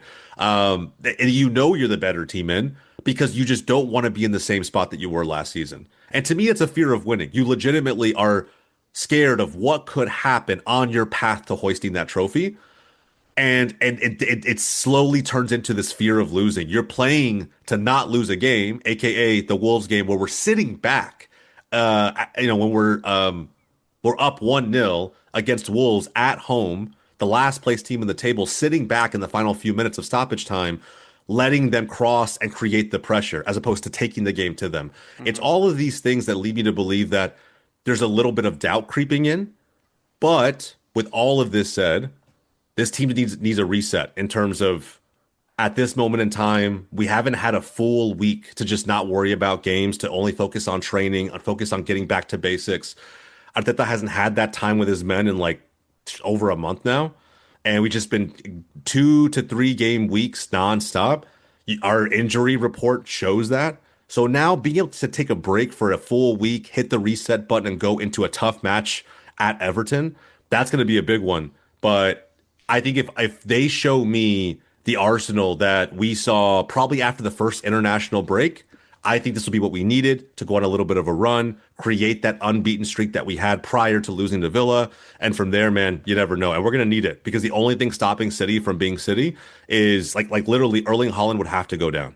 He would have to get injured or get suspended or just lose form, which is probably not going to happen. The guy's a freak of nature. So one of these very improbable things would have to take place for City to just take themselves out of the title race. So it really will take Arsenal grabbing this by the throat, and we're gonna start to see how possible that is in these next stretch of games, starting with Everton. Yeah, I definitely get that part. Obviously, there's still games to be played, but that January transfer window is coming in. Yeah. If you're looking at any of these teams that are like right now on the outside looking in, what do you think? If you could pick one team, what do they need to get into a European spot? Maybe even contest for the Champions League. That's a great question. I think the one piece that's probably going to move in general, and it'll be who ends up getting him, is going to be Antoine Semenyo. Now, it's crazy how many teams need a left winger. You think about Arsenal, Rodrigo's been thrown around in there, Semenyo's been thrown around in there, other names as well. City, they were pursuing Rodrigo. They were trying to ship out Savinho to Tottenham at one point. Didn't really pan out. There's rumors there. Villa need wingers. Chelsea buy every winger in the world, so you can argue they need wingers for whatever reason. Liverpool, United. There's just like more than a few of the top 7 teams who could use a guy who's proven like Semenyo to come in and to really bolster that spot. So I think personally, bro, I hate to say this because I would love him at Arsenal, but I don't think we pull the trigger in January. If we were to get him, it would be in the summer. So I think if someone's going to land him in January, it will be a tug of war between rivals, between City and United, or between United and Liverpool. I think either City or Liverpool will bow out at some point, either due to how much they've already spent or Semenyo just not choosing them. But I think United will stay in that contest for Semenyo. And I think that if they do get him, dude, it's going to be such a letdown because he's such a good player. I rate him heavily. So, Yeah, man. I think he's the one player that a lot of teams will be looking at to bolster their attack. He has a release clause, an interesting release clause that can get triggered in the first 10 days of January. The price goes up if it goes beyond the first 10 days. So I'm really curious to see where he ends up if he moves. If he decides to be patient, I think most of the Prem knows that he's an Arsenal fan. So I'm hoping he chooses to be patient, wait for the team of his choosing, which I believe will come knocking in the summer. Yeah, I think that's going to be a big game changer, especially like you mentioned, Manchester United. If they're able to land him, that can jump him up from 6 all the way to not even have to worry about the 5th place spot. Just get that 4th place spot ahead of Chelsea, which once again they're very much in it. Now, do you see a team in any as far as like Champions League goes that you feel could drop off? Yeah, I think it's easy to say Villa. And I think it's easy to say Villa because they just don't have the depth of talent and resources that the other teams have. Right now, their ceiling right now is like 3rd, 2nd on the craziest win streak Unai Emery's been on since he's been in the Premier League. So at some point, that streak will have to come to an end. And I'm wondering what happens, what it takes for that to end, and how they bounce back from that. He doesn't have quite as many tools to call upon. So I think that'll be very interesting. Also, man, I think Chelsea should be pushing for 2nd this year. They really should. I don't think they'll get it. I think Chelsea feels like Arsenal from 2 years ago, or even 3 years ago, where they could get up for the big games, make all the fan base believe that they have a real shot at pushing not just for top 4, but a title. But then they find a way to lose to, teams in the middle of the pack that they really have no business losing to, right? How is Leeds getting a result over you, right? How is who else they draw to? They drew to Arsenal, but there was another one, Bournemouth. How is Bournemouth getting that type of result that you guys don't generate much of anything? I know Cole Palmer wasn't in that game, but like it can't be so reliant upon one player when you've bought so much talent over the last few years. So and spent a lot on some of it. Caicedo, Enzo. Enzo's another player that I feel like, what do they say? He's proper Chelsea, but bro, to me, he's a worse version of some of their best midfielders who've come through. Like he's not worth the price tag up to, in my opinion. He's a very basic midfielder. I don't think he offers a ton. Like he's not bad, but he's not great, and for 100 million, definitely not worth that. So I think between Chelsea and Villa, that'll be a very interesting race, especially if Palace continues to go on the run that they're going on, continue to get points wherever they can. And if Man United decides to start stepping shit up, if they sign players in January and start going on a run, keep in mind they were almost up for a 5-game winning streak today if it wasn't for Bournemouth, that crazy 4-4 match that some of us saw today. United could creep in, Palace could creep in, Liverpool can decide that they're champions again and start kind of moving back up the table. Chelsea and Villa probably have the most to be worried about. Yeah, I could definitely see that part. Yeah, I think you made it right. Aston Villa and Chelsea, I think, which I'm all for, especially if we could see some young kid with depression. So I'm all for that. Just because I said Chelsea is going to be a good team doesn't mean I want them to be a good team. Fair. So, I like that. But yeah, that's the Premier League. Jose, is there anything else you want to add on to the Prem before? No, man, just please, Arsenal, please do it, man. Do it. I've waited long enough, bro. I've not seen this team lift the Premier League since 8th grade. I'm 34 years old. I would love to be able to see my team lift it in a very different era of my life. And not just that, bro. I think we're also potentially in line for the Champions League. So a lot to play for. I just hope Arsenal finally gets it over the line. So fellow Arsenal fans, keep the fingers crossed, keep the faith alive, man. We got a big second half of the season coming. I totally agree with that. But all right, Jose, this is your time. Let us know what's going on with Golz TV. I know there's some big changes happening. Is there anything we need to be looking forward to for Golz TV come 2026? Bro, there's going to be a lot of content, man. A lot of content coming. Things we haven't talked about on the channel either ever or in such a long time. And we've been such a North American soccer-focused channel. I'm excited to bring things like La Liga-focused content to the channel. Premier League over time will also be working its way in, which is why I love that we're having this episode recorded today. But beyond that, bro, there's going to be other side of the border, Liga MX's content coming. I'm going to tease that a little bit now, but just different shows, different feels, different personalities, man, and potentially another soccer legend coming to the channel as well. So with their own series, we'll find out. I'll leave it there. There's a lot coming. So guys, if you appreciate any of what I just mentioned, go visit Golz TV, check it out. Let me know what you think, and if you like it, subscribe. We really appreciate it. Yeah, for sure, man. And as you say that, we'll go ahead and segue into the Liga MX final. I'm a pupusa man myself. Better than tacos to me. I gotta go with them. Thank you so much to Moussa, Kelcey, and Jose Tellez for coming on, man. If you guys are watching the video version, links to their content is going to be in the description, so go ahead and check them out. Show them some love. But yeah, man, but we still have something else to recap, and that is the Liga MX final. It is concluded, and congratulations to Toluca for winning back-to-back Liga MX titles as they have won the Apertura. The first leg was a 1-1 draw. Actually, no, 1-1 draw. It was a 1-0 for Tigres. Tigres had 51% of the possession. Tigres outshot Toluca 10-7, 3-1 with shots on target. There was a total of 28 fouls in this game, 15 going to Tigres, the rest was going to Toluca. 4 yellow cards split between 2. There was a red card that was on Toluca's side, which was for Robert Morales, which, I mean, he came off the bench, so I don't necessarily think it was like a crucial loss.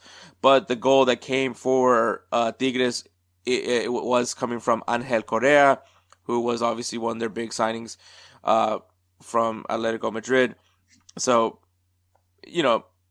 1-0, obviously they're going into that second leg with an advantage, but we're all talking about going into Toluca, which I think, the crowd was epic. The crowd was, similar to the Liga MX, the Clausura final. That home field advantage did come into play. The game went the second leg, Toluca ended up winning in penalties, so the game went the distance, went to penalties, which I think this kind of makes up for what happened in the semifinals. But once again, I do think Liga MX needs to fix the aggregate goal rule. I get it for like the first round, but semifinals, I think we need to go the distance. But yeah, Toluca in this game had 67% of the possession. Obviously, as they're trying to get back, trying to win this game, they actually started down a goal. They actually were down 2 goals at one point in the aggregate. But Toluca had 67% of the possession. Toluca also outshot Tigres 23-7, 11 shots to 4 shots on target. There was a total of 34 fouls. It got, obviously they're doing all that they can to stop and slow down Toluca. But 18 was coming from Tigres. The rest was to Toluca. 7 yellow cards, 4 yellow cards for Toluca, 3 for Tigres players. And the series went as the goal scored. Like I said, the first goal that was scored was in the 14th minute by Fernando Goriaran from Tigres, who put them in a 2-goal lead, which is probably one of the more dangerous leagues when it comes to football. But in Toluca, Elinho comes in, scores in the 40th minute, and of course their big guy up top, Paulinho, scores in the 52nd minute to put them in a potential shot at trying to get the win. Obviously no goal came from it. They went to extra time, same thing. So it went down to penalties. And Toluca wins 9-8 in penalties. As a matter of fact, they had to go to sudden death 7 times in penalties, because there was a point where I felt for Toluca, because there was so many opportunities where they could have just finally put it away. They could have finally just got the win, and it just didn't work out in their favor. It went to the final one, which actually went back to the penalty kick taking order. So Angel Correa goes up, kicks his penalty, misses his penalty. Well, I believe it was actually saved, and then Vega, the captain, though he was on the bench in this game, but he did come in the game, and comes in and scores the final penalty to give Toluca their second consecutive Liga MX trophy. Toluca now wins it back to back, and now I think we cannot say that this trophy. Not that it is hard. It is immensely hard to win back to back. Let's just be honest. But it's just like, because now you had, the last one was America, who had a 3-peat, and now you have Toluca with a repeat. Obviously going into that Clausura hoping for that 3-peat, but I mean, Toluca, I think it just, all the work that they have done to once again return to being on top of Liga MX. I think historically, when you think of Liga MX teams, obviously you think of America and Chivas, but Toluca has to be in that discussion because even though, and I believe it, Toluca is like a very small city. Obviously I'm not familiar with Mexico like that, not Mexican, but to like understand, like, throughout the times, Toluca has always found success. I think, like, when you go back to the 70s, the 80s, not the 90s. I think the 90s, they didn't really have much. The 2000s, the 2010s, and now the 2020s, like, Toluca's always been in that conversation. As a matter of fact, with this trophy, now they're up to 12 trophies in Liga MX, which now ties Chivas de Guadalajara at second in the trophy count. Obviously, first being Club America. That should tell you everything about Toluca's history and obviously identity. I think a lot of people, if you talk to a lot of Liga MX fans, a lot of them will refer to Cardozo as like one of the best players in Liga MX history. I'm not going to say the best, but I'm going to say one of the best players in Liga MX history. And honestly, I don't consider myself a fan of Toluca, but when I started watching Liga MX when I was in middle school, Toluca was the team that I genuinely enjoyed watching. I liked watching Cardozo. I liked Vicente Sanchez. I liked Hernan Cristante, Paulo da Silva, Sinha. Like, I liked watching those guys. And like I said, I didn't identify myself as a fan. I did have a Toluca kit. I still do have Toluca kits, but like I don't necessarily identify myself as a Toluca fan. I just don't really have that connection, in my opinion, to say that. But this is what this club is known for, man. And you know, they win aggressive in recent years. They did a massive overhaul of players. Now they're bringing in guys like Paulinho. Bringing back Vega, I think, was very important. I think bringing in HH, though, now he's more on the bench more so than being on the field. But bringing guys with winning mentality, I think was important. And I think for Vega, I think it just means more. This guy came up through Toluca. I would imagine he's a local kid. I can't tell you much. But I know that's where he started his career. And for him to be able to find this success with Toluca after struggling with Chivas and things, you know, people calling him a bust. People not really wanting to see him in the Mexican national team. Some people do want to see him in the Mexican national team. But like seeing all that and to come back to Toluca and be able to provide 2 titles for them, it's massive, man. And yeah, man, Toluca is a great team.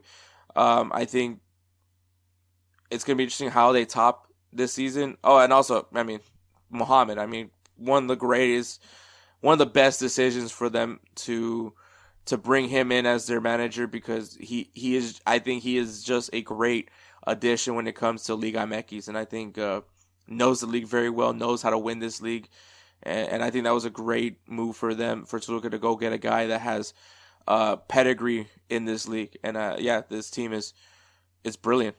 They really are. So we'll see what happens. Marcel Ruiz also should give that guy a shout. He's got to go to Europe, man. Like, I'm not Mexican. I really have no reason I don't root for the Mexican national team. But like, I mean, you know, Marcel Ruiz is so good, man. Like, I think he deserves a shot at Europe, man, to see what he can do to elevate himself. I think he should be getting more shots in Mexico. Yeah, man, it's insane. But, you know, congratulations, Toluca. Win back-to-back, 12th trophy in their team's history.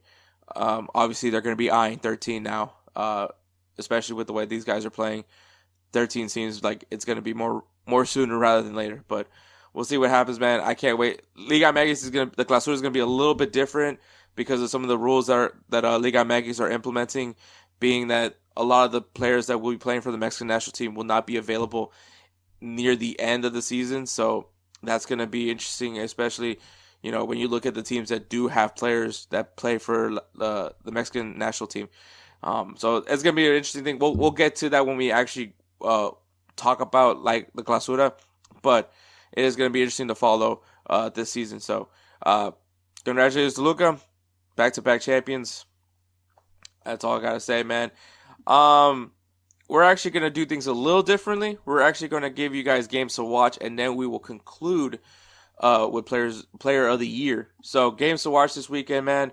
We got some important matches in the Scottish Premier League. We got Hearts taking on Rangers and Celtic taking on Aberdeen in Scottish Premier League. The seed right now for Wilfred Nancy is hot. Can he get back on the good graces of Celtic? I don't think he's fired yet. But if he doesn't start winning, it's gonna be a rough one. Ligue 1, they got Coupe de France. So if you guys want to follow up on that one, check it out over there. In the Bundesliga, Coupe de France, early stages. So in the Bundesliga, we got Borussia Dortmund taking on Borussia Mönchengladbach, and RB Leipzig taking on Bayer Leverkusen. Some very key matches, especially with that RB Leipzig-Bayer Leverkusen matchup. In the Serie A, we got Juventus taking on Roma. Big matchup there. And Genoa taking on Atalanta. I said a lot of things about Atalanta, and I hope that they do come to full fruition for me. In La Liga, we got Real Madrid taking on Sevilla and Villarreal taking on Barcelona. The game that was supposed to be played here in Miami is now being played at Villarreal, so we'll see how that game transpires. In the Premier League, we got Tottenham versus Liverpool and Aston Villa taking on Manchester United. Obviously, these are not all the matches that are being played this weekend, but if you guys need a good beginner's guide, well, there it is. Now, the 2025 Roosevelt Spencer's Player of the Year Award. So, if you guys want to know how it works, every week throughout the year, me and Edward have selected a Player of the Week. Every time that player gets featured in Player of the Week, we do a tally. So, as many times as that player has been selected for Player of the Week, we put it on a spreadsheet, and whoever has been selected the most is our Player of the Year. This year, there has been a tie. This year has been interesting for Player of the Week selections because there hasn't been anybody that has been consistently as dominant. So this one's a little bit of a, I would say, kind of a meh year, but we are where we are. But yeah, so we're going through our selection process, and so this year it is a tie. It is between two players, Harry Kane and Kylian Mbappe. Harry Kane, very important to Bayern Munich. Kylian Mbappe just doing what he does best, which is scoring goals and hoping that his teams can win because of him. But yeah, I think that this was an interesting pairing. I think that most people are probably going to be like, what the fuck? Sorry for cussing, Kelcey, when it comes to these selections. But, it's not like the years before where it's Robert Lewandowski has just been very dominant, or Erling Haaland has had like dominant performances. It really hasn't been like that this year. So, and it's obviously the year. So from January to now, that's what we mean. Not we don't go by seasons, we go by the year. So with all that being said, man, with a whopping vote of 75% for this one player. But before we get to that, Roosevelt Spencer. Why is the award called the Roosevelt Spencer Player of the Year? Well, for a lot of reasons. Roosevelt Spencer is as reliable as can be. He's dependable. He's important to us. He is a big inspiration for us. He is now a father. And, all the things that this man does for the show, always coming up with cool ideas, cool beats, and like I said, he's an integral part of this podcast, and we can't see this podcast without him. And that's the qualities that we look for in a Player of the Year. Dependability, always there, ready to fight. So that was what we valued, and that is the reason why we named the award after Spencer. And those are the qualities we look for in a Player of the Year. So when you look at Kylian Mbappe, obviously goal scoring ability, wants the ball, wants the pressure, wants to be the guy. You look at Harry Kane, hungry, wanting that his wanting the work, wanting the grind, wanting to be the person that helps his team win, wants to be the leader up top. Qualities that we all think are worthy of Roosevelt Spencer. But with a vote of 75%, the 2025 Roosevelt Spencer Player of the Year award is Kylian Mbappe from Real Madrid. So congratulations, Kylian Mbappe, for being the 2025 Roosevelt Spencer's Player of the Year award. Congratulations. Don't know how we're going to send you a trophy. I don't even know if there is a trophy, but you are our Player of the Year. So congratulations. And with all that being said, we're going to go ahead and take a break and then go right into ending this very, very long episode. Hey everyone, it's Ryan from No Credentials Required to talk to you about one of our newest partners at Belly Up Sports, SeatGeek. Yeah, live sports is great on television, but the feeling of being at the arena is a priceless experience. That's why our friends at SeatGeek are there to help you find the best tickets at the best prices. Not only can you get tickets to sporting events, but you can also get tickets to concerts, comedy shows, musicals, and more. Search for your desired event now at SeatGeek.com, enter promo code BellyUpSports at checkout, and you save $20 off your first purchase. SeatGeek. Life's an event. We have the tickets. All right, guys, that is the end of the year episode. Congratulations to Kylian Mbappe for winning the Player of the Year award. Maybe some people were not going to like that, but you know what? It is what it is. Shout out to Moussa. Shout out to Kelcey Coyne from High Low Sports. Shout out to Jose Tellez of Golz TV for coming on and talking on this episode. Yes, it is a long episode, but it was really well worth it. It's always great to have those guys on. So make sure you guys, like I said, links to their channels are going to be on this video. So make sure you guys go out and give them some love. But with all that being said, man, shout out to Belly Up Sports. Check out the website, bellyupsports.com. Check out all the articles that are constantly being written over there. Great articles, great writing. NFL is kind of going near to the tail end of their season. College football playoffs are about to kick off. Lots of things that needs to be talked about as far as American sports. NBA Cup, lots of things. So check it out so you can see what's going on there. Follow them on Instagram and X at BellyUpSports, the internet sports bar. Go ahead and check them out. Golz TV, man. Follow them on X at Golz_TV, Instagram at Golz.TV.